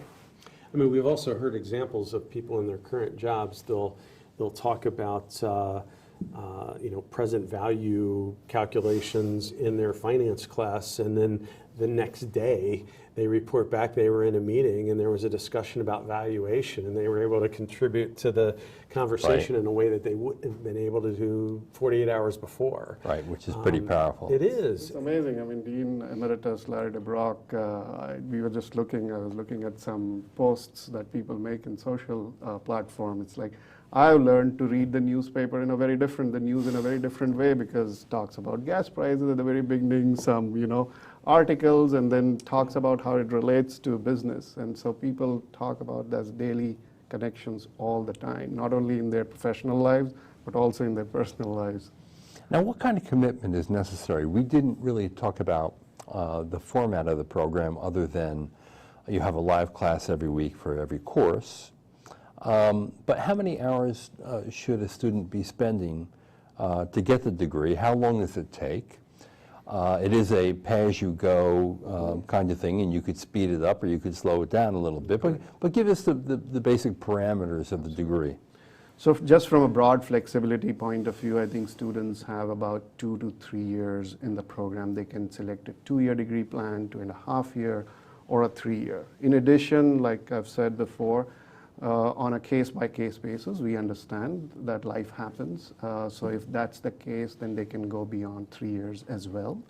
But I will not say this is an easy program. It's a rigorous program, so you need a level of commitment, which means that you have to be able to commit at least between 10 to 15 hours a week per course, and I think that's quite normal across different MBA programs. And you normally take 2 courses or 1? Well, depends. I mean, Varies. half Okay. the sort of student body tends to pick like a 2-year timeline. The other half is split into 2.5 to 3 years. And so depending on how you speed, if you take 2 courses, then you should think about doubling up that time Right. in terms of commitment. And all of that involves like the learning, like watching the videos, interacting in live sessions, group work assignments, so on. And a typical course is 8 weeks long, right? 8 weeks. So you would have 8 live sessions as well. Correct. And there are a total number of courses in the program, or what? There are total 18 courses in the program. Okay. 12 of those are mandatory, which are part of our core curriculum. 6 of those are elective options that students can take. In Which addition, I'm just going to add here, that's also a little different because many online programs, particularly in this price point, there are no electives, there are no choices. You get the core and that's about it. Right. We have electives, and there'll be even more electives going forward. That's one of the ways Yeah. that we're continuing to innovate, not only from content from our exceptional Gies Business faculty, but also we're in conversations with other units across campus to bring some of those strengths to bear as well. I think Arshad was about to mention that in addition we have these capstone courses. So like let's take one of the areas in our core, there will be 3 classes that together form this block of courses, and then there'll be a capstone for that course as well. And that's all. And students can, so there are 6 sort of sequences or specializations that students have to complete, 4 mandatory, 2 elective. And they can pick and choose 2 capstones out of these 6 specialization capstones. And then at the end of the program, they do a capstone of capstones, which is a program capstone. That also kind of ties it into that global immersion concept of it. So that's how it is. But one thing I wanted to add importantly is we are in a new world and in a new era in terms of what the future will look like in a workplace, which involves constantly upgrading your knowledge and all that. And it is, we firmly believe that it's important for students to reskill, upskill, and at a clip that is probably not seen in the past. And so for that, it's important that students have that opportunity to take courses that are more relevant, that are coming in the future, that we can provide them as electives. And data analytics is a good example of that, in fact. And it will be artificial intelligence and machine learning and its impact on business in the world in the next 10 years. And Lord knows what else. Genomics, Right. all kinds of things. And one of the beautiful things about being on a campus like this, that is just a world-class university across the board, is that when these new things appear and we see that they're going to be an important component in business, we can work with our colleagues across campus to provide that material. So I know, as you said earlier, there's a sense in which this is a very student-friendly program in the sense of the optionality, the access, the building blocks, but it can But that can also make it seem confusing. So just to step back, 18 courses to complete the degree. 12 of those are required, 6 are chosen as electives. And then we've got those capstones built in there as well. Great. And we're going to get a little bit more into the actual experience and what it's like on our third live stream when we have a bunch of students here. We have a good number of questions from the audience, so I want to run a few of these by you and see what you have to say. Here's a question from someone who says, how do you scale the in-class experience? What worked for hundreds of students, this person believes, will not work for thousands. What do you say? Yeah, so it goes back to what we said about very intentionally designing the program for the environment that we're operating in. So what works in a residential classroom, we can teach the same kind of concepts, but you need to approach it differently and use the set of tools and methods that are most effective in the environment in which you're operating. And this is one of the things that's been so exciting to observe over the last few years. And it's not just our online team and our e-learning team, but it's also the creativity of the faculty who come in with a set of clear learning objectives. They know what ideas they want to communicate, how to educate. They know what they want the students to learn and how they want the students to work together. So you start with that as a goal. And then you think about how do we do that in this environment to maximize the learning. And we've really created a lot of new approaches along the way for doing that. And I can tell you that the learning experience is exceptional. So the way I would answer the question is, you give me something you want the students to learn, and we will find a very effective way to do it at scale in the online business or in the online setting. It might not be taught in exactly the same way that we would do it in a 50-person class, but we're going to find a way to do it. And if we ever reach the point where we think we've kind of hit our limit, we'll stop growing. I mean, we've talked about this, that quality is sort of job one, right? Mm-hmm. We're never going to sacrifice on the quality of the education, the student experience, the quality of the classroom experience, and so forth. But as long as we can maintain that quality and we can get creative about how to teach it, then we will continue to do it at scale. Here's another good question. How do you assign teams in the program with students from different time zones? Yeah. Good question. It's fun stuff. So actually, this is almost like a draft day. No. We internally we just recently launched a new system. What we account for is one of the key features of the program is that we don't worry about where a student is in terms of time zone. We do worry about their availability during a particular set of time. And so we figure out a pool of availability and then figure out how we can sort of create a really nice diverse team, whether it's around geographic locations, whether it's around backgrounds, gender, age group. And that's how we do, that's the magic. Of course, it's not a perfect system. We have to manage group dynamics and all of that, but by and large, students love that aspect of being able to engage. But the program actually enforces the group. Within all our classes, the program determines the groups. In capstones, students get to pick their own groups. And the teams change, so you get exposure to different students in different parts of the world, in different parts of the United States. So if we have a student from, literally the other side of the world, someone in China and someone in India, we're not going to make them get up at 3 o'clock in the morning their time to be part of a group, unless that's their preferred time to work. If they're a night owl and they prefer to work in the middle of the night, and they let us know that's the parameter that we'll use in designing the groups. Now, there's some questions here that I think we actually answered, but I'll just run through them. You know, in your MBA program, what tools do you use to facilitate adequate student engagement and peer learning? We talked about the live classes, we talked about the chat, we talked about the team assignments, we talked about the breakout rooms, the discussion forums outside of the class. If you want to partake in a global immersion or even one of these new domestic immersions, you have that option. One of the things that we didn't talk about, but I think that you're engaged in right now, is really building the alumni connections and strengthening them like never before. I want to just mention that a little bit, because I think that is a tool that is also building peer learning.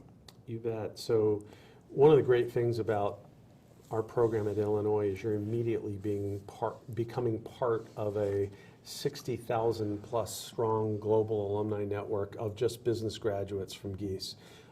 The overall university alumni group is several hundred thousand, right, or a 150-year-old institution.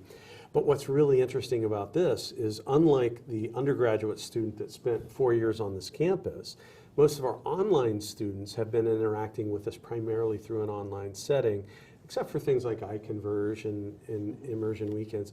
So it's leading us to think about alumni engagement differently, but it's actually really exciting, and it's creating opportunities for us to connect online students and online alumni with our traditional alumni.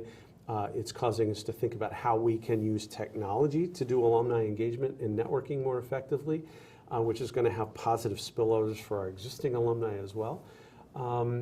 The idea of inviting students to our alumni events in person around the world is one of the things that's come out of that. And we're also having lots of conversations about how we want to do lifelong learning for all of our students, whether online or traditional programs, so that we become the natural one place that they feel like they need to go when they want to upskill or prepare themselves for the next challenge of their career. It's almost like your time with Illinois, a lifetime with Illinois. That's right, yeah. Would you believe we're out of time? Time flies when you're having fun. So the iMBA, this is the world's MBA, is it not? Yes, it is. Because it is affordable, because it is accessible, and because it's high quality. And for the price, it's going to be really hard to find anything else. That's right. Thank you for the opportunity to talk about it. We're really proud of this program, and most of all, it's because of our the quality of the students we get and the quality of the experience that they have. And I would say, if anybody out there is trying to decide what to do about this program, go talk to a current or former iMBA student, any of them, and you'll hear firsthand the amazing experience they've had. Or sample it. Yes, sample it. Take we a baby connect step. That's right. Exactly. You can do it here. You sure can. All right. Hey, thank you so much. This is John Byrne with Poets&Quants on the campus of the University of Illinois at the Gies College of Business, talking about the iMBA. The next session will have a bunch of students and a couple of graduates who can really get into the nitty-gritty of what it was like to do an online MBA. We'll see you in a little bit.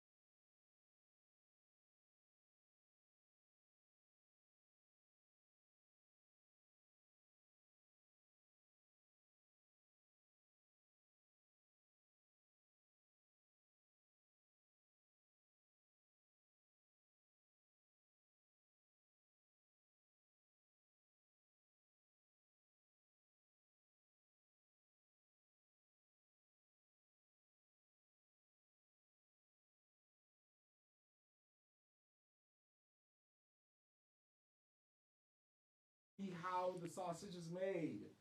And as always, it's going to be a great Saxonville sausage. Well, it's great to have you here with us. Pleasure. Great to have you here with us. Okay, wonderful. I see a lot of familiar faces as usual. And if you can, you know, I always ask you, could I see your faces? Could I see it if possible, right?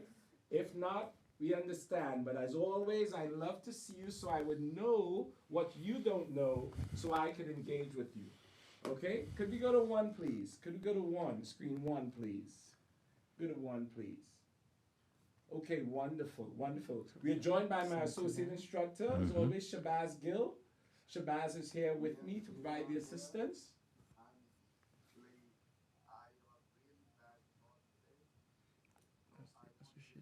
That's fine, that's fine. I will do it for us both, Shabazz. Okay, welcome to all those who are watching us online. I think we're actually streaming some of this, so welcome as well. So let's talk about this. Right now we're in module 5. Module 5. I'm hearing someone's mic.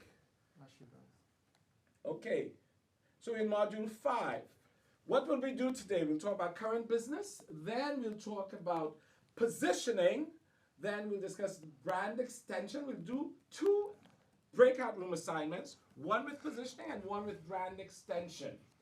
And then finally, we'll talk about the upcoming case, Nature View. Of course, I'm assuming we've all viewed the lectures for branding and for STP, so this should be pretty easy for you today. So current business. First, office hours. Again, I'll be available for office hours 2 to 3 p.m. on Saturday. 2 to 3 p.m. on Saturday. My favorite Arsenal team plays on Sunday, so I'll be in great spirits and waiting for you to have our Saturday discussion. Office hours are usually very, very interesting because you can talk to me one-on-one or one to a few of you. That's what they and say. ask specific questions. Okay, so I look forward to seeing you on Saturday for office hours. Grading feedback. I love you all. I would like to hear if you have questions about your grades. But if you have feedback, if you want feedback on your grades, do not email me. Email iMBA support, please. I can't help you in terms of grading feedback. Okay, so email iMBA support. Now, let's move on to positioning. Julie Lynn, you doing okay today? Julie, good. Victor, everything's good? Okay, Julie, good to see you. Victor, everything's good today? Everything's good. Wonderful as always. Thank you. Good, thanks for being here. Could we go to page 2? Wait, Noel, are you here on campus with us? Noel, I can't hear you. Okay, wonderful. John, we have a group who actually come on campus and they sit in. Oh. And they're right there, and I go visit them every now and then. But they live in Champaign, and they use a classroom here to watch the live session. Oh, wow. So it's a wonderful experience for them, I believe. All right? So let's talk about positioning. Now, positioning, and this tells you where my mind is at, positioning is not about what you do to a product. It's not about shaping a product. It's about what you do to the consumer. How do you want the consumer to think about your product or service? What do you want them to think about when your brand comes to mind? What do you want them? What associations do you want to pop up? I say Volvo, you say Troy Fay. I say Volvo, Troy, you say exactly. That's when you know you have strong positioning, right? I say one thing, the brand name, and then immediately an association comes to mind. And Michael says, expensive safety. Mike, safety is expensive. How much value do you place on a life, Mike? How much value do you place on a life? So position is about how you want the consumer to perceive your product or service. It's not about the product or brand itself. Let's move on. And they're saying, You know, I worked in advertising. I worked at Bozell Jacobs Kenyon Eckhart years ago. And someone I admired, Bill Byrne, he talked about this. He said, when you are thinking about a brand, you have to think about that one thing that you do, that one story you can tell the person, the reader, that your brand does for them. What's that one thing your brand does for them that's better than others? Better than others. I remember one of the partners at Bozell would always tell me, Hayden, we are not here to create advertising. We are here to build brand equity for our brand partners. That's what we're here for. Build brand equity for our brand partners. And this is what positioning is about. Telling that story. What is that one, that single most important benefit you provide relative to your target market that your competition does not provide? What's that benefit? What's that benefit? And that benefit is known as your unique selling proposition. Your unique selling proposition. What's that one thing that you offer? One benefit that your competition does not. Or even if they do, you do it better. Who wants to tell me the company you work for or a brand that you love? What is that one major benefit do you think that you're providing? Talk to me. Put your hands up, please. You know, not physically. Use the computer. Put your hands up. Wesley. Wesley. I can't see the hands though. Can you show me the hands, please? Wesley. Wesley. Yeah, for me, it's Apple and it's the user experience and the integration across products. Ah. Apple across all of your products. So Apple is providing you with the phones, the headsets, etc., etc., the iPad, the computer. You know, I got pulled into that web of Apple, and right now I thought I'd just get a MacBook, and at that point I didn't own an iPhone, and I realized that integration was the true benefit. The integration. So correct, so correct. Who's next? Who's next, Shay? Mahesh. Mahesh. Talk to me, Mahesh. Hi, Professor. Hi, how are you? I think I'm doing pretty good. Wait, Mahesh. Mahesh. No, I'm not driving. I parked.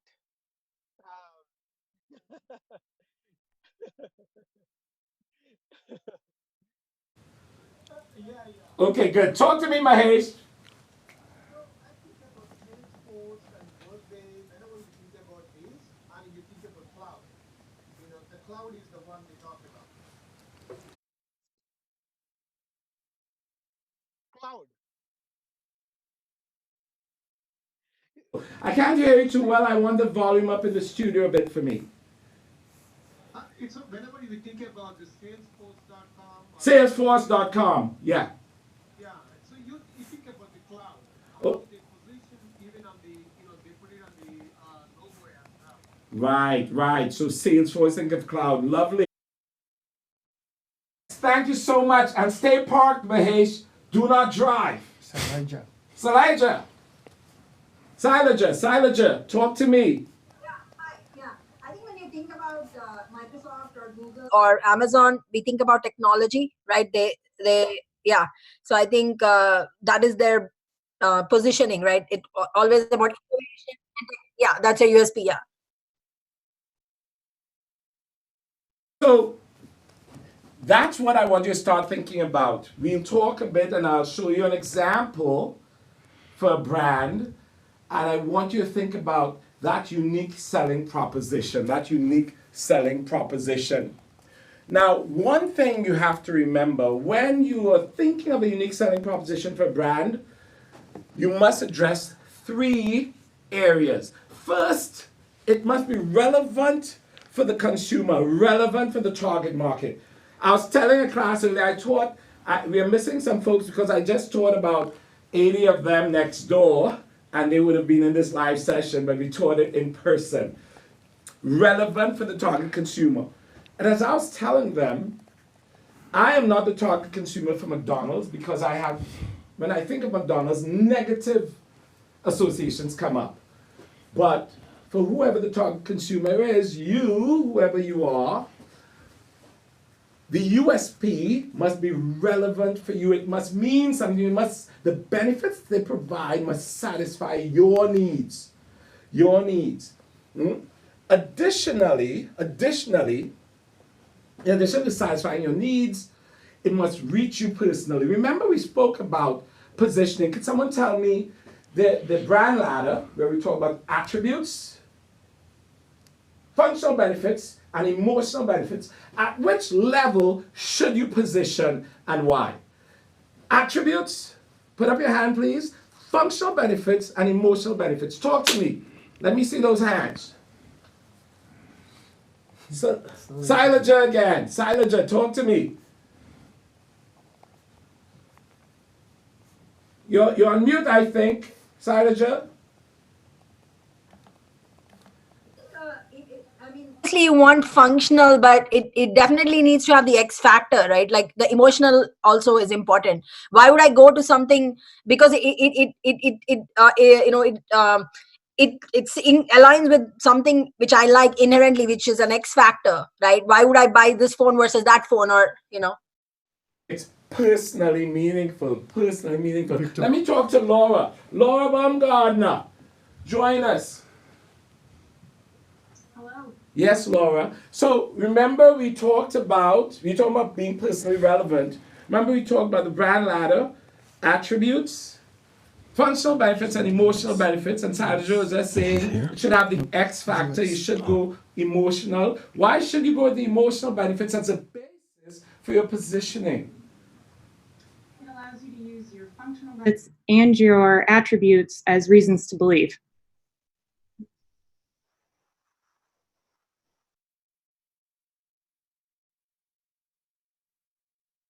And thank you so much, Laura. Thank you. One other thing I said was people might forget how you look. They might forget exactly what you said. They might forget what you wore, but they'll never forget what? How you made them feel. How you made them feel. Could I see everyone, please? Could I see everyone, please? Okay, lovely. Thank you so much. Can I go to one, please? Page one? Great, great. Finally, realistic. Realistic. You cannot promise to deliver a benefit, Liang Zhu. You cannot unless you truly can deliver it, Peter Bruno. Right? Are you with me, Peter Bruno? You cannot promise. So it has to be realistic. They have to believe, consumers must believe that you can deliver on that promised benefit. You can deliver on that promised benefit. Now, remember the brand ladder, we went through this already. This is the basis of positioning, starting with the initial attributes. Then, moving on to the functional benefits, which attributes, what makes up that brand or the product. Then functional benefits, what does it do for you? And finally, emotional benefits, how it makes you feel. How it makes you feel. And Troy Fay is right, you remember emotional. You remember emotional. It's tied. Memories are tied to emotions as well. It helps makes memories much stronger. It will help make them much stronger. So the brand ladder, we spoke about this, attributes, functional, then emotional benefits. And you want to position as high up on the brand ladder as possible. Now I'm going to show you a short video clip because we are going to create a brand ladder for this, the View Ride. Okay? So let's take a look at it, and I want you to start writing on your chat, or I might call on you. Let's go.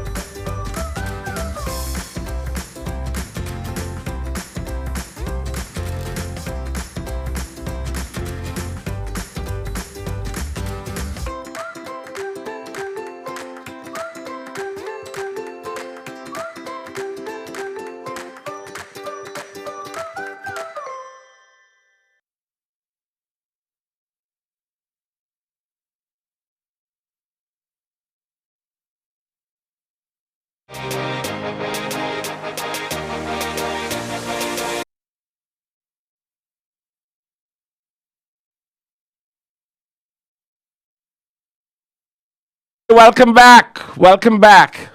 That's interesting. It's not for older people like me, but it's an interesting concept. I don't know. I like to drive everywhere I go, but this is an interesting concept. So let's think about the VIA ride.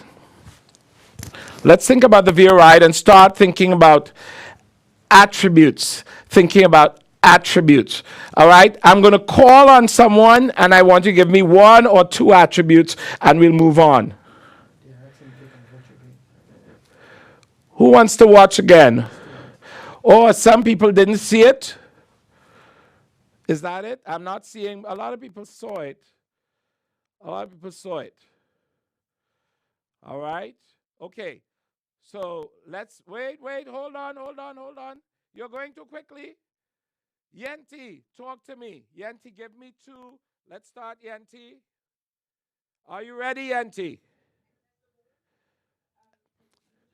Wait, Yanti, you give me a lot of benefits, Yanti. What else? Can you think of one? It's a bike. It's blue. BJ Webb, BJ, anything else?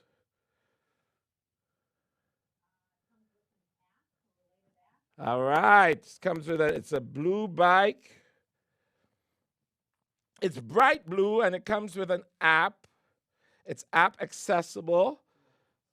There's a lock.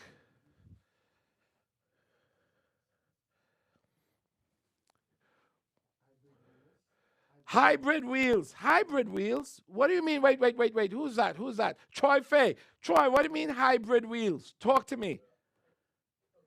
I cycle, I guess. I differentiate hybrid wheels as being one that can be on the road or in, let's say, sand. Yeah. Like road wheels are very thin.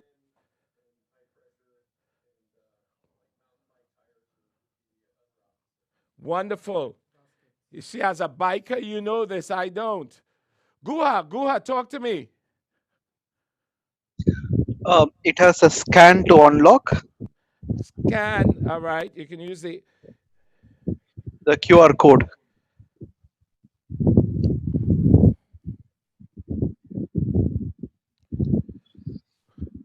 Talk to me, Shay. Thank you so much. A basket. All right. I think they need to scroll up so you can see some that some people said, so you can get some more. Okay, adult-sized bike. Now let's talk quickly about the functional benefits. Functional benefits. Talk to me, Jonathan. Ease of travel, someone says. Jonathan, what else? Did you mean me, Professor? Yes, you, Jonathan Shu. Okay, convenience. Convenient. Thank you. Thank you. Trendy, Stephen Walker. Trendy. Chris. Hirsch. Chris. Talk to me. Secure, I guess. I don't know. Something with lock. Secure. Secure. Good. Eco-friendly. Shrikant, talk to me about that. You said eco-friendly. Yes, Professor. So you're not using any fuel for it. All you're using is technology to scan the QR code. Ah, lovely, lovely, lovely, lovely. Tech savvy, easy bike fit, storage free. I would have thought storage free sounds more like an attribute, but I will accept it. Finally, emotional benefits. This is what it does for you. How does VIA ride make you feel? How does the VIA ride make you feel? So come on, Shay, read some for me. Happy. 1 second. Happy. Cool. You're too cool for school, but you're here now. Talk to me. What else? Relaxed. I prefer relaxed to unstressful. Free. Fun, happy, responsible. Why responsible? Talk to me, Moise. Why responsible? It shows that you're concerned about the planet and the future of the planet. Ah, environmentally conscious. All right, so you say responsible. Give me one or two more, Shay. Okay, 1 minute. Healthy. Okay, great. So here's what we're going to do. You can take a screenshot of this or take a photo. I'm going to put you in breakout rooms so you can use this information to create a positioning statement. Now, Mr. Byrne has to leave, so I want us to bid him adieu. He just came in to see what this experience was like, and I'm really happy to have had you. I hope you had fun today. I did. Adios. Okay, and say bye to many students out here. It's great to see you. Thank you. All the best. All right, so breakout room time. Remember to take a photo or something of this. Remember positioning statement among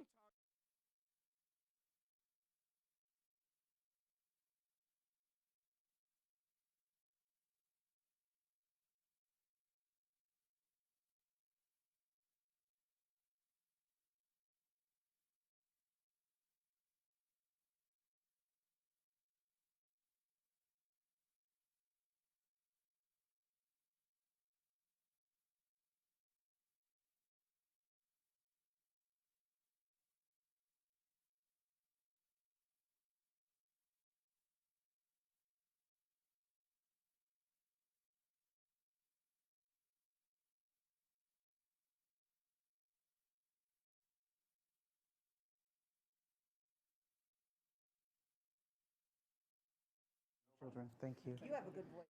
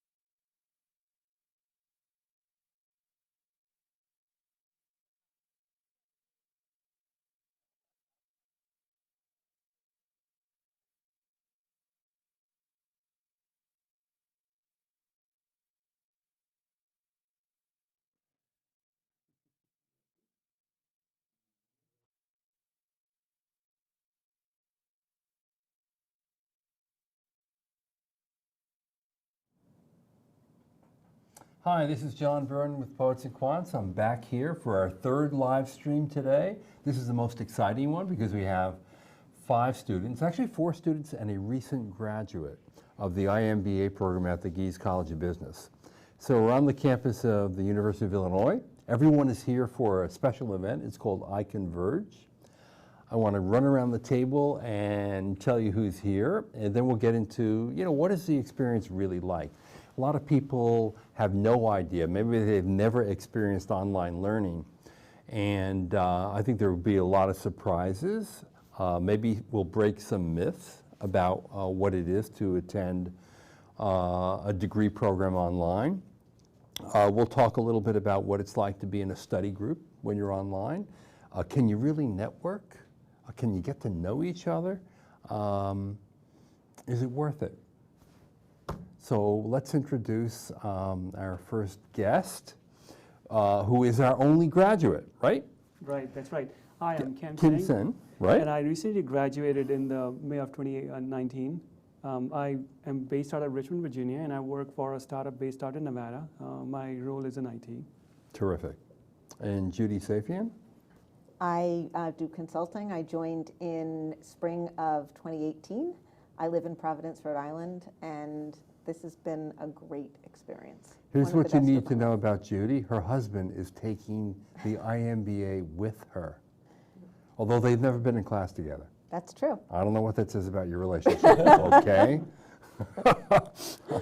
And Allah here has actually traveled the furthest from Dubai. Yeah, I hold the title for 2 years now.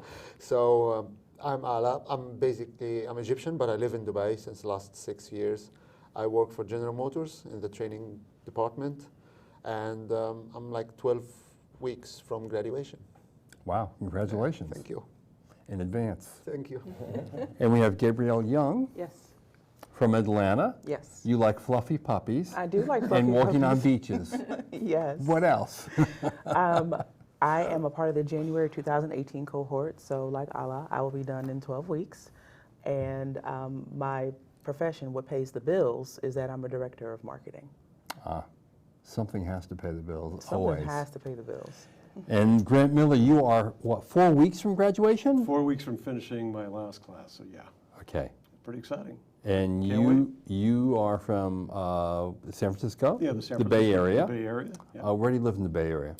I live out in literally kind of on the backside of a little mountain out there called Mount Diablo on the San Joaquin River Delta. I know it well. I live in the Bay Area as well. I'm in Marin County. Excellent. All right. Well, welcome everybody. Now, the first thing I want to know is this. You've come all the way from Dubai for this event, and in fact, it's the second time you've done it. Yes. Why? The family feeling that you have here is exceptional. So it's worth the travel from Dubai to come here to see your family members, the people that you see online, the people that you connect with them online. When you see them in real life, this is like an exponential factor for your relationship. So we meet online, we work online, we stay late nights online, and yeah, it's hard sometimes, it's late sometimes, it's like real life. And then you come here to see them, to party with them, to attend sessions with them, and yeah, so it's worth it. It's totally worth it. And Kimmy, this is your second iConverge as well, right? This is my third iConverge. Oh, your third? Yes. Same reason? Same reason pretty much, and coming back here kind of gives you the feeling of home because you work with so many people online, and this is your chance to see them in person. Of course, there are other events that happen around town. You can meet with your friends, whichever city you're visiting. You just throw out a word out there on Workplace and see who is available for a meetup.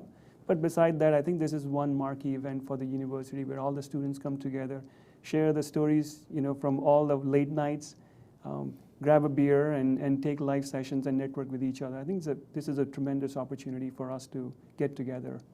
Now, 2 words stick out from these conversations, family and home. I think a lot of people who think about online education would never imagine that you could connect that way. They wouldn't be thinking of words like family and home. How real is the connection, the networking in an online program? I'll tell you in the context of a story. This is my third year as well. I was participating and some life events happened. I lost a brother to terminal illness. And I put the word out that I wasn't going to be able to make it. I didn't think I was going to be able to make it last year. And some things panned out that I was able to do that. And literally the amount of support and kind of interaction and camaraderie was amazing. We've had some things. We got together last night at a home in Chicago, one of the other students, and it was a great opportunity. And literally, there were tears running down people's faces because like, oh, it's so great to see people.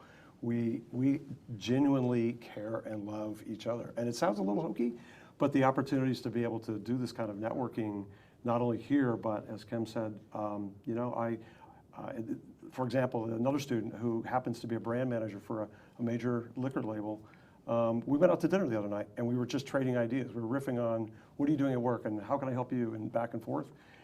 I don't think you can get that if you're in a 2-year program where you're having to give up your work life to just focus on your education. So I think the opportunities are great. Gabrielle, this is your first iConverge? This is my first iConverge. Last year, when iConverge happened, when I was, you know, already a semester or so into the program, the energy on our workplace app that we use for communication was so high. Post iConverge, I swore to myself, as soon as they released the dates, I am booking my ticket. And that's exactly what I did. As soon as that announcement went out, I booked my flight, I booked the hotel over at the Union, and put my time off in for a job that I had just started 2 weeks prior. It was not a game, because the pictures and the comments and the way that all of the students, you know, to Grant's point, you know, you finally get to see and touch the people that you are up late with them, and you don't have that mask of work on when you're in a workshop or a live session with your students. You know, you're in your t-shirt and jeans or t-shirt and shorts. You know, we hope that you wear pants during the sessions. You know, you don't necessarily have to, though, right? To each his own, but you know, you're there when you're most authentic, and you get to learn people in the program when they are their most authentic. Judy, what surprised you most about the program? The quality of the education I'm getting. You know, the biggest investment is our time. We're all working. Our time is really valuable, and you just don't know when you start, right? It's a gamble. You don't know what a new experience is going to be like when you start. And showing up to those live sessions, doing the work, you know, you're in a live session and you're seeing the professor, you can raise your hand, you're getting called on, there's a live chat going on, you're having a discussion around whatever your topic is. You're saying hello to each other, you're saying thank you and goodbye to each other, just during the live session. And then you have breakouts in the live session where you're interacting, you're meeting people from all over. You know, you learn very quickly. You do a quick introduction, you meet people, and it's like a community of colleagues, mentors, cheerleaders. You always have someone to ask, and we all have things that come up in our professional lives, in our personal lives, and having a platform and a community where you can reach out and somebody is always there with pearls of wisdom. And that's something I never expected. And you just came out of a live class on campus, and I had just been in the studio with the same professor. So I know that one of the assignments that you had in the breakout room was to create a positioning statement for a product that I will not name. Is that right? So I was not actually in that class, but I know it because he was. But I took that class last year, so I know exactly what that is. I was in the class, yes. Yeah, very lively professor. He's full of life. Yes. Yes. The class was very excitement. It's very wonderful experience because it's the first time to see the professor like you have the feeling of back to college, back to school. After all of these years you're working, your professional life, and then you're back to school. It's really nice feeling. Plus the interaction in the live session is exactly the same. It proves to me that what happened in the class, it's not different than what happens on the live session when I'm in Dubai. It's exactly the same. And actually there was one comment happened during this live session when we moved to the breakout session that you're talking about. Yes. We need to divide ourselves into groups. One of the students says it's much easier, the breakout session in the live session, in online. Because online, you just click on a button, you go in the live session, right? You go in the breakout session, I mean. So here you got to get up. Here you got to get up, and you got to search for a partner, and So this proved to me that the experience that we're facing when I'm back in Dubai through the live sessions is exactly the same like the real class. The same people, same professor, same comments, same fun, same learning. So yeah, it was an exceptional experience. I mean, what struck me about it is that when the professor asks someone a question and you come into view, you're actually more face-to-face than you would be in an actual classroom. I mean, you could see your eyes, the white on your eyes, you could see your total facial expression, where if you were in the middle or the back of the room, you wouldn't even get that. Really amazing. That is true. What was the biggest surprise for you? The biggest surprise for me, after having completed the program, is how the university has taken an in-classroom experience and recreated that online. So you took an online session today with Professor Noel Hayden and his class. Now we do that 8 weeks, and we have multiple classes that we take over the period of 2 years. Now that's just one experience that you get. Then you also have an option to go and talk to professors every week during office hours and get your questions answered.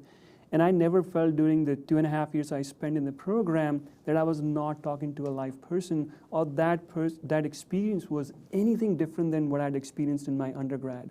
So to me, that's the biggest differentiator that we have here at Illinois, where you go to an online program and the only online thing about it is the delivery. But everything else has the exact same rigor that you have to put yourself through if you're doing that course on campus. Now, Grant, when you first signed up, did you have any reservations about doing an online degree? For me, no, because one of the things that actually attracted me to this program is that it was innovating in terms of its teaching model and its delivery model, much of what I was experiencing and frankly working in corporate America, right? So worked in tech in California and doing live video even between floors in a building just to save time, or the fact that you can't get a meeting room, and sometimes it's just more efficient.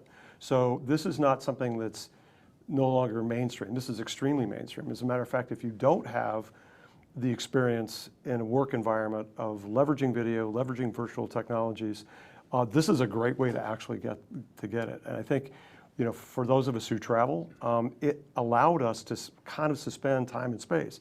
There were times where, people would go, "Hey, Grant, where are you this week?" And I'd flip my laptop around, and so here's the skyline of San Francisco. I was actually staying in the city in a hotel, or New York, or Chicago, or Atlanta, or whatever. And people are doing that all the time. And you can kind of see, it's like, oh, you're in a Hilton, right? Because we've seen that picture before, right? So yeah, it's there wasn't any sense of question. Probably the biggest issue of the drawback was the quality of the academic rigor. Leave no doubt, you'll be working your what off, right? It's intense. We were talking about it is a second job. If you're doing a 40 to 60 hour a week job, this could be another 20 to 30. It doesn't always have to be that way, but you are going to be working yourself to yeah.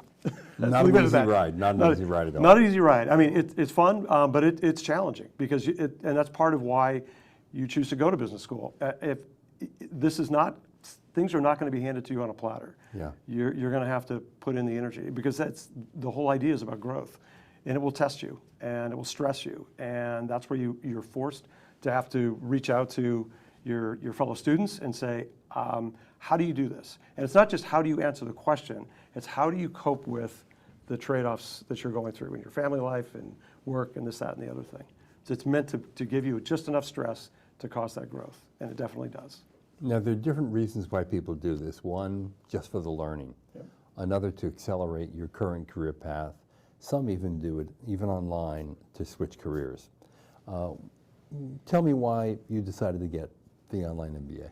Well, actually, because of the last reason you said was to switch careers. Yeah. My background was creative. Mm-hmm. I started my career in advertising, so I did a lot of commercial work, I did a lot of design work, I was in Photoshop all the time. And when it got to the point when I woke up and said, you know what, this isn't fun anymore, I had to really sit down and think about what I needed in order to put myself on a path where I was okay with. Right. And so I was okay with not working for, say, like a Google or Amazon or whatever. And if I do, hey, that's fine too. But I knew I needed to go back to school and get my MBA so that I can understand the functionality of the business world. Mm-hmm. Because when you're specialized in undergraduate, you know the nucleus of that particular discipline. Right. But to have a 10,000-foot view of a little bit of this and a little bit of this and a little bit of this, and to be able to articulate that in your real world is completely invaluable. And I was telling Grant earlier, this program has actually afforded me a seat at the table in corporate America. And as an African-American woman, that's a huge thing. To be able to understand what my leaders are saying, what their concerns are, what their goals are, and be able to steer what I do from the day-to-day to complement those goals and grow myself. Right, because that's another advantage of the program. It's being able to apply concepts that you learn at work since you are working. Why did you decide to get the MBA? So I've been working for a little over 14 years now, and when I look back at my career, I have enough domain knowledge in my field of expertise. But I was looking for a set of skills that can take me to the next level. And when I looked back and realized that the skills that I was looking at, all the skills were in an MBA degree, and I started looking around. That's when I found Illinois. So my primary reason is to up my skill and be on a faster track to leadership role. Allah, what about you? My job is the technical guy. So I'm the guy everybody goes back to if they have a technical problem and they need to test something and they need to know the numbers. You have an engineering degree? Yes, I'm an engineer. I'm a mechanical engineer. So when I got promoted and I started to manage a team. And when I sit in a management meeting, I always hear the finance guy talking and I actually don't understand what he's saying and I don't care, And then the marketing... Not too many people do. Exactly. And then the marketing guy, I started to feel left out. They just refer to me when they need to talk about something technical, and then the decision making is like if they are speaking another language. I didn't want to be like that. So I didn't want to be, I wanted to be the manager that, excellent, and the excellent manager. So I decided to do my MBA to understand the aspect of the business that is not my part. I need to understand why the finance people doing like that, why the marketing choose to do this, why the marketing choose to cancel this brand from the market. That's, for me, as an engineer, that's the wrong decision. The car is perfect, the car has no faults, but why they decided to stop it from the market? So now I have the bigger picture, and as Gabriela said, you get the 10,000 view of a little bit of everything. That makes me, it promote me at work, by the way. So that's why I did my MBA, and it paid off.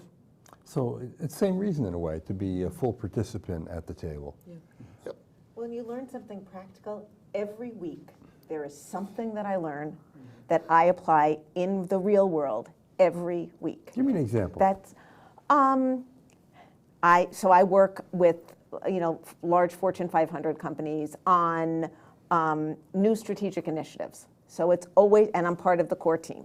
So there's always something new. It's always something challenging. You don't know what it is.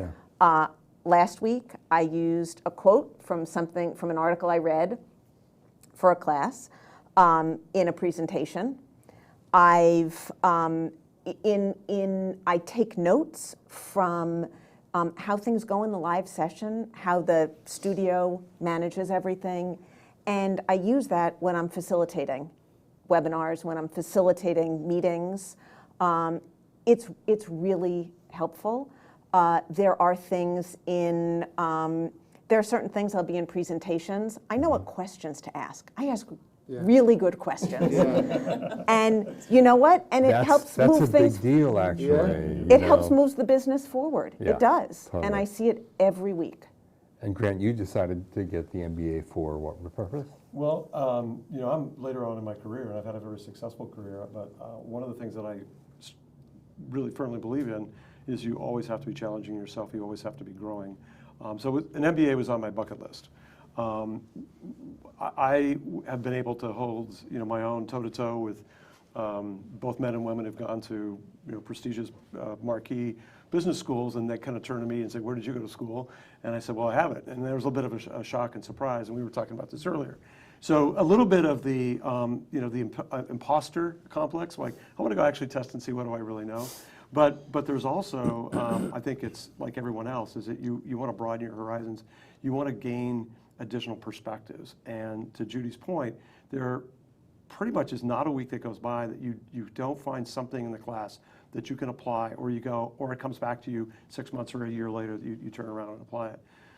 And in my role, it's everything from the coaching. It's things like the concept of process strategy, like just how are you thinking about how you're going to solve the problem, and getting people in an organization to get on the same page. Everybody wants to kind of go to PowerPoint. Let's start creating a deck. It's like, time out. Let's figure out what we actually want to accomplish first, right?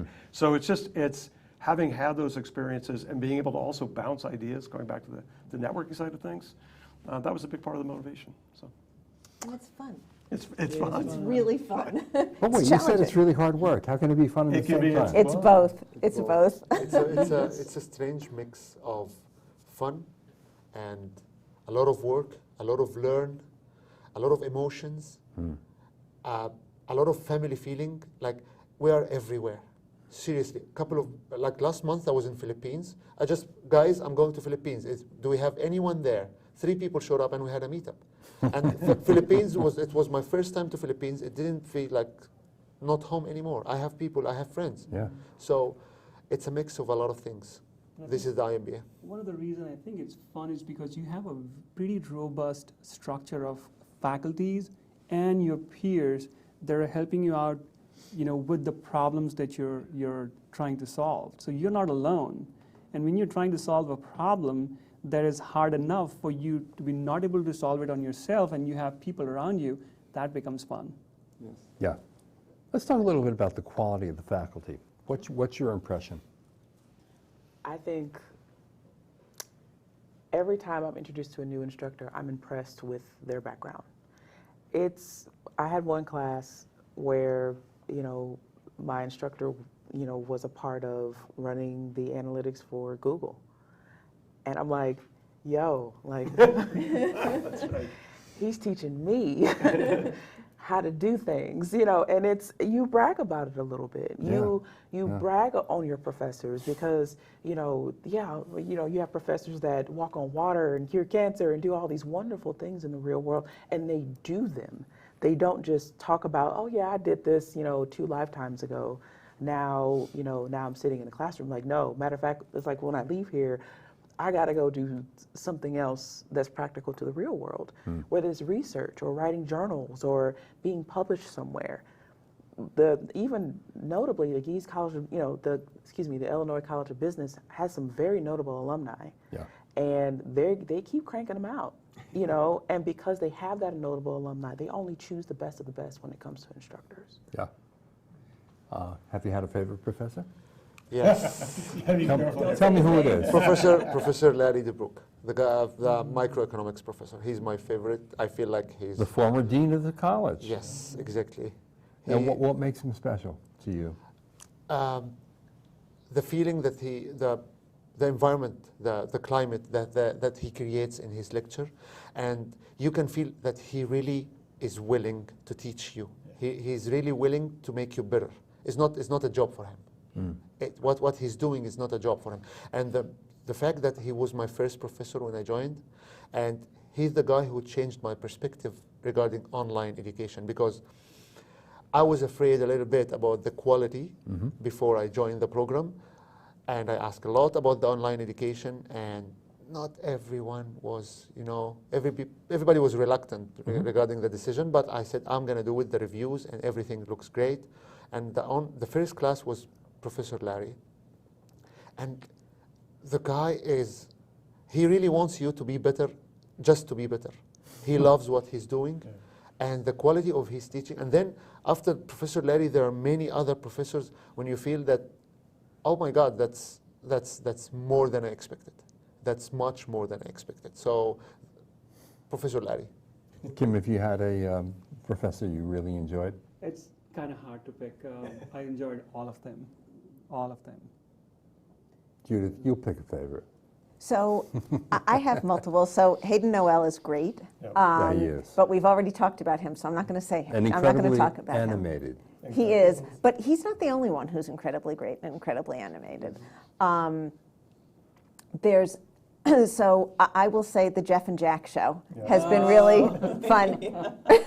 Jeff Lowenstein and Jack Gonzalo. Yes. There are two classes that they teach together. One is in the leadership core, and the other is part of the strategic innovation core. And they bring a lot to the table. They bring different perspectives. They bounce things off of each other. They're having fun, and they make us feel like they're learning, not just make us feel, I think they genuinely feel like they're learning as much from us as we are from each other and from them.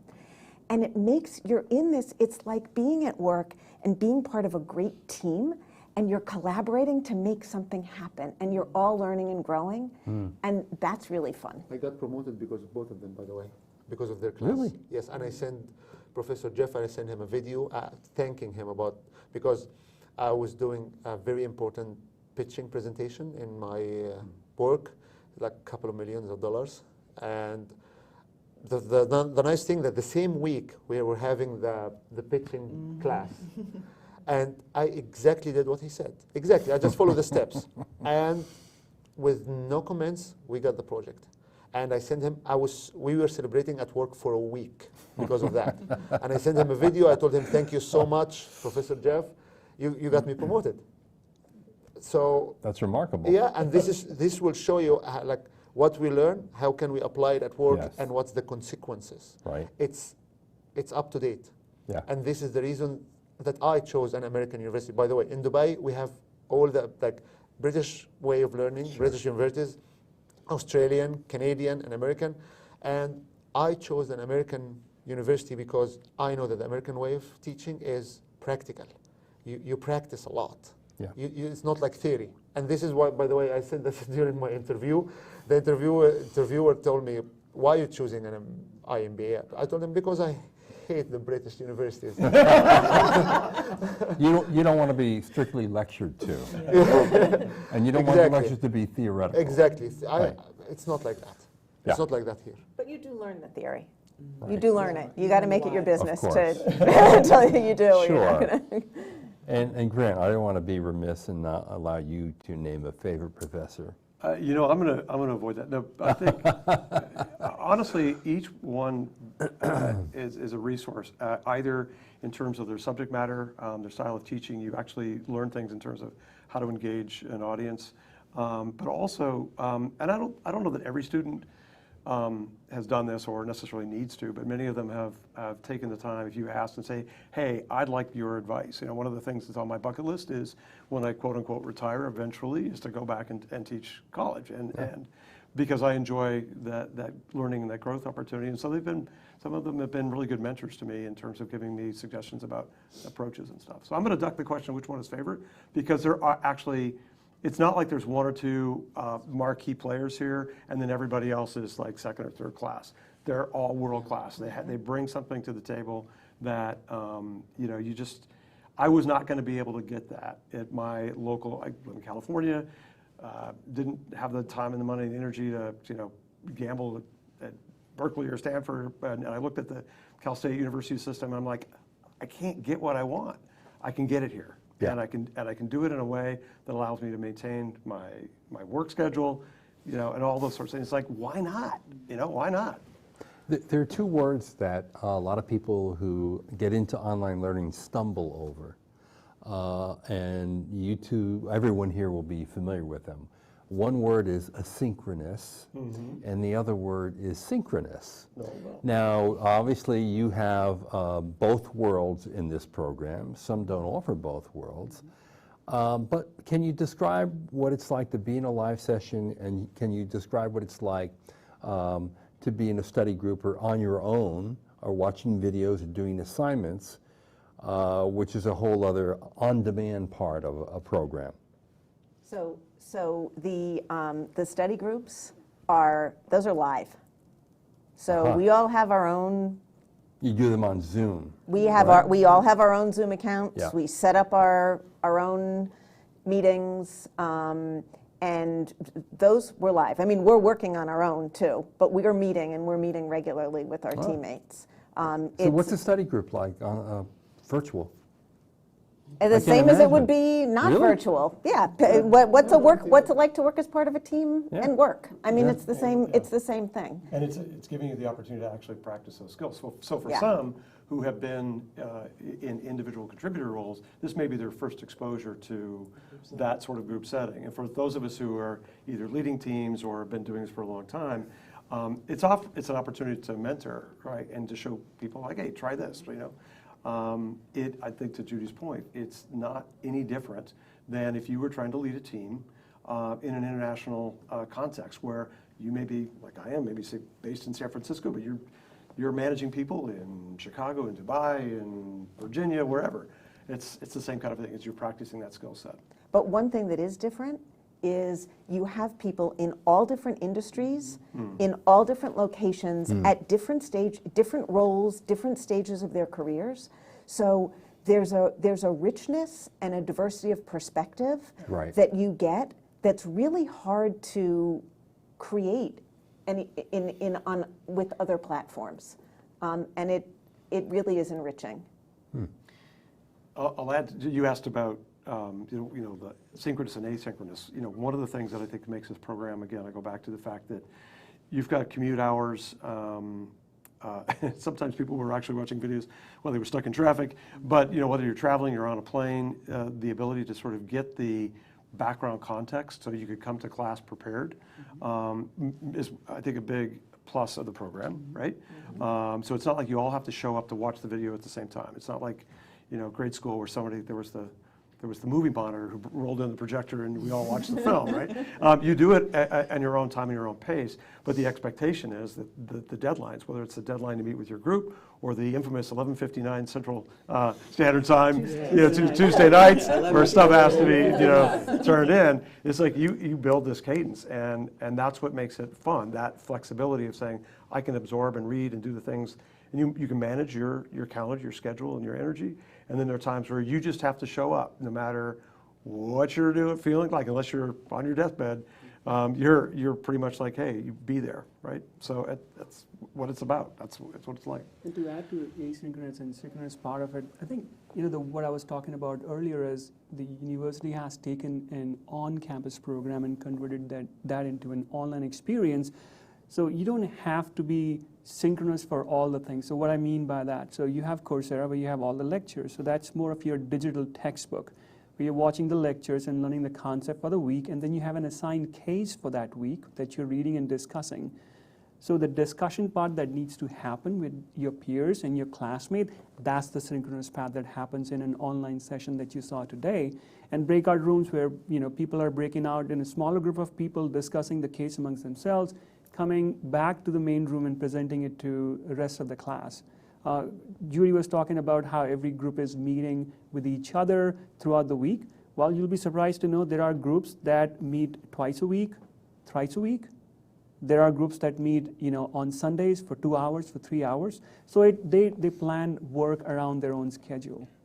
And there also are office hours. There are also office hours. What are office hours like, Ala? Let's imagine that we are full-time MBA. Sometimes you don't understand something from the lecture or from the session, and you need to sit with the professor and ask him in person to describe something for you. So basically you go and you knock his door, and he welcomes you, and you have some chat with him to understand. this is exactly office hours, but online. The professor will make himself available for some time. It's not lecturing and more. It's not. He's listening to our questions. Basically, the whole hour and a half is he's listening to the questions from the students and he's answering them. So basically, as if we are gathered under a round table in his office, and this is reflecting exactly like what Kim is saying, a real life experience, but it's online. And different professors have different approaches to their office hours. Some you just show up and they wait for you to ask questions. You can learn from each other, or you come with your question. Some, it's much more hands-on, like stats. You'll be on there and she'll say, you'll have a question, she'll like, show me what you're doing. You share your screen. Can I control your screen? I want to see what formula you put in this cell. And, Really? And everybody there is learning from your thing. And others, it's like you can go and maybe that particular session, there are only a couple of other students there. Some professors come with an agenda, and you're learning more. It's all over the place. Or you have a one-on-one mentor thing, opportunity with your. It's great. John, let me tell you, this program is so real, like real college, that we have a student council. Yes. An online program that has a student council. That if you say this to someone, it's like, why you have a student council and how you're going to have. We have a student council to represent the students in front of faculty and to take care of the student issues and to help the faculty listening to the students and to help the students to communicate with the faculty. So where on earth you can find this in any other program? Right? It's so real. The program is so real. One thing I would add about the office hours, there are some professors, like they're approachable throughout the course, not just when there's a live session or an office hour. So these professors are watching the Q&A. They're also looking at what emails they're getting. And office hours is a good place for them to address some of those issues. Professor Noel Hayden, he would address, as an example, he'll talk about what are the things that have come up in the case from the previous weeks and what are the things that he wants students to focus on. So those are the things that also get discussed during office hours as well. I think one powerful thing about office hours is the capability for the students to talk to the instructor about what's going on and for the instructor to decide the fluidity of the rest of the course. Because there are times when, for one particular course, and I will not say it at all, that the students will come to the office hours and we're like, we have no idea what you're asking of us. And he literally changed the entire course based on what the students, could cultivate and actually learn from. Yeah. And I mean, got an A in the class, but it was still an opportunity for the instructor to sit down and listen to what was going on. It's like, we're not just trying to come in here and complain. We really want to learn from you, but you have to help us learn from you. Right. And the instructor sat down with his TAs and they reissued how we went through that course. And it came out for the better. So in essence, is applying sort of agile learning, right? It's not static. I'll give you an anecdote that happened.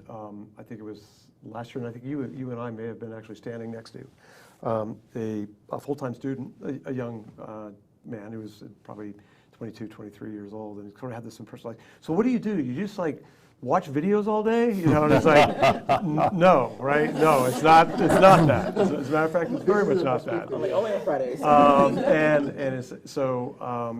It's not something where.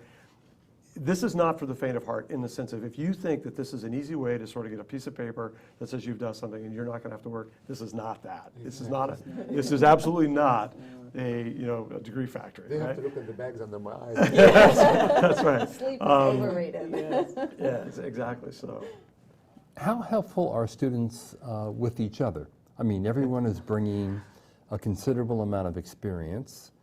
There's great diversity in the class because people are from all over the United States, and I think it's over 65 countries. How do people help each other? Please let me answer this one. Oh, go ahead. Yeah, absolutely. Because again, when you have a lot of students that come from a different background and they're learning something that they've never been exposed to before, So the university, champions us being set up on a platform called Workplace. And it's pretty much run by Facebook, but for, a specific application. So there have been times when you're watching the video, you're doing the homework, or you're reading something, and you go running into Workplace and you post on the wall, "Somebody help me." I don't know what the heck is going on with this. And one time it was like rounding a number. It was something really small, but I could not figure out this answer. And I come running into Workplace, and within seconds, "Hey, did you check the formula? Hey, look at this. Hey, it was an error. Don't worry about it. Hey, read this line here. Hey, pay attention to this." And the help is instantaneous, it's honest, it's open. And then once your question is answered, you can almost bet that within 5 minutes, "Oh, thank God, I had the same question." Wow. "Oh, I'm glad somebody answered that question for me." So it's May I great. add to that? Because one of the other things too is what's the quality of student, right? And so, Right. we're the low-lifers here, but no, there are people who, and this is the surprise, right? There are doctors. There are people who have PhDs in chemical engineering or in genetics or whatever. And so the people are here for a variety of reasons, but they're all passionate about personal growth and the ability to gain new knowledge, right? And so that's what makes it fun. It doesn't matter what their industry is, what level they are. Everybody shows up with the intent of making this a great place to learn and contributing and giving back. And that's something that I think we all care about, is making sure that whoever wants to join the family is doing it for the right reasons. Right? Well, and we have student-led study groups. Yes. We have student-led and produced webinars on different things. Right. What's it like to be an independent consultant, consulting? What's or consulting? Or Real pick a estate. topic, real estate, estate. whatever. We come up with our you're topics. literally and we- teaching each We're other teaching as each other. well. teaching each other. Yeah. Yep. And we're actually we're bringing in they're members of our cohorts that bring in outside friends, right? So you talk about the networking opportunity. You think about the geographic diversity of our ability to network across multiple industries, and then people are bringing in their friends to say, "Check this out. I got a friend who knows this thing," and people are going, "That's great!" And now you have a resource, and the ability to build your professional network. This has been the fastest I've added more LinkedIn links. Right? I already had several thousand, but it's going up, dramatically. And it's not just, kind of vanity linkages. It's genuine. I know somebody I can call for a particular topic. So. And in fact, that's a question from the audience. What opportunities are there to network in your online program? I think we pretty much thoroughly discussed that, didn't we? Right? And after this event, I'm standing between all of you and a drink and pizza, and in fact a networking event at iConverge. I want to ask you one last question now. One of the things that makes this program incredibly attractive is the price. MBA degrees have become exorbitant. For 25 years or more, the price of MBA tuition has outpaced the pace of inflation. Many people look at sticker prices on these degrees and they go into shock. At $22,000, do you think you've gotten maximum benefit out of it? Talk to me about the cost-benefit issue here. Absolutely, right? So, like as I mentioned, you can tell by the gray hair, I'm not the spring chicken, right? So I was looking at it, and I had no desire to necessarily go into investment banking, right? That wasn't the reason I was going after an MBA, right?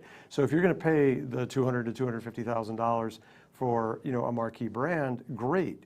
Part of that cost is you're buying into a club and you're buying into access. But if that's not what you want to do, if you want to actually have an impact in the world that's not related to investment banking, let's say, this is a great way to do that, right? And has it paid back for me? Absolutely. Literally, I could show you the figures that they would say I've accelerated my earning. I was already earning a fair amount, and it's gotten even bigger, right? And that's not always how you want to measure it. Right. But there's no doubt that if you take full advantage of the program, the education, the network, it will pay off.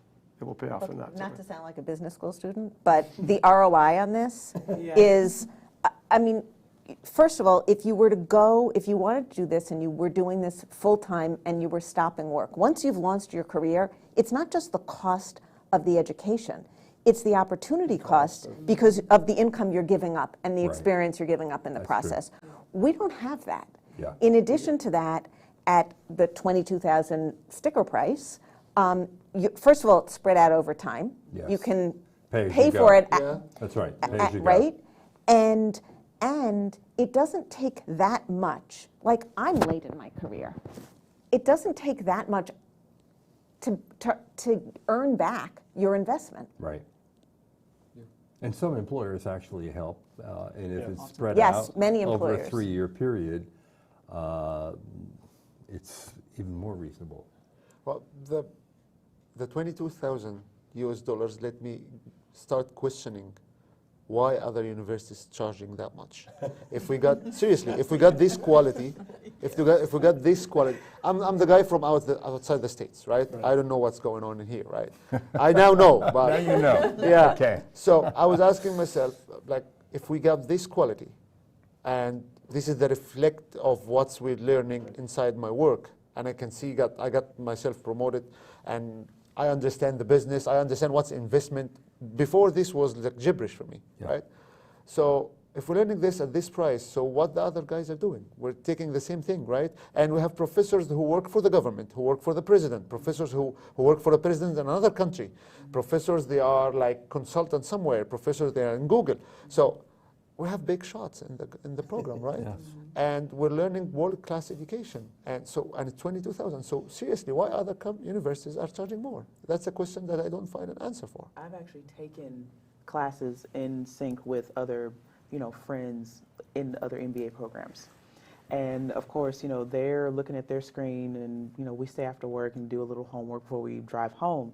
And of course, I'm looking at their notes and they look at my notes and they're like, what is that? I'm like, well, actually, this is a formula for my econ class and it's got a lot of variables in it. And they're like, well, I took econ. We didn't learn that. We never got exposed to that. What is that? And throughout, and we're going along the process. And we had a conversation about tuition. And I'm doing case studies. I'm having live sessions.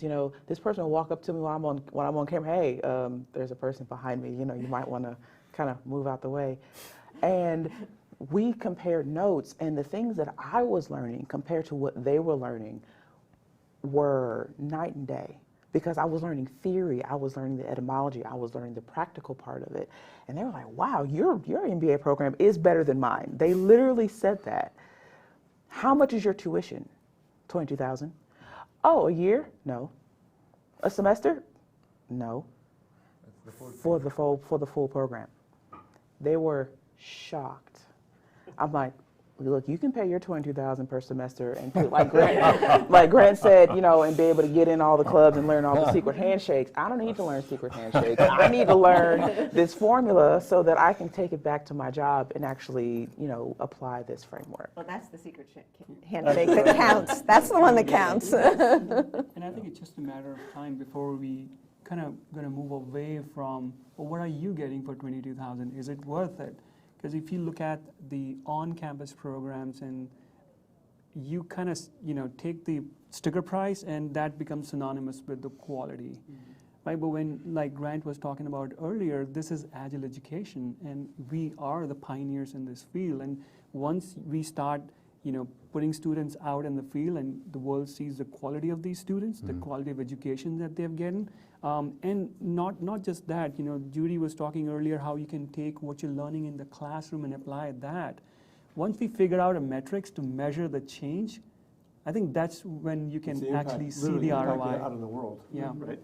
But I know I would work for or with or hire anybody. Any of you, and in a heartbeat. Some people have. Yes. Yes. Students have hired Yes. others. Yes, absolutely. After working with them in a team or study group. Some have started their own companies. Yes. As a person who lives outside the States, let me give you the perspective of us. You guys, the prices, the universities, but for us, studying in the States is one of the big things that you might happen in your life, okay? So to be able to live in Dubai, studying in the States, with a price that, if I compare it to my currency, it's affordable still, right? Sure. Because there is a currency difference. Of course. So I can study in the States, a state curriculum with people, American citizens and global citizens with this price, right? That was a dream for me, and I think it's a dream for many people. And now it's achievable. As simple as that. Put it on your bucket list. That's right. All right, I want to thank all of you for showing up and for participating. It was a really great discussion. Kim, Judy, Ala, thank you. Gabrielle and Grant, thank you so much for being with us. Now we are going to go and network, have a slice of pizza, maybe a little drink. You're going to see all your other classmates that you only see on the screen sometimes. And for all of you out there, I hope you enjoyed our discussion. This is John Byrne with Poets and Quants. We are at the University of Illinois, Gies College of Business, talking about the iMBA.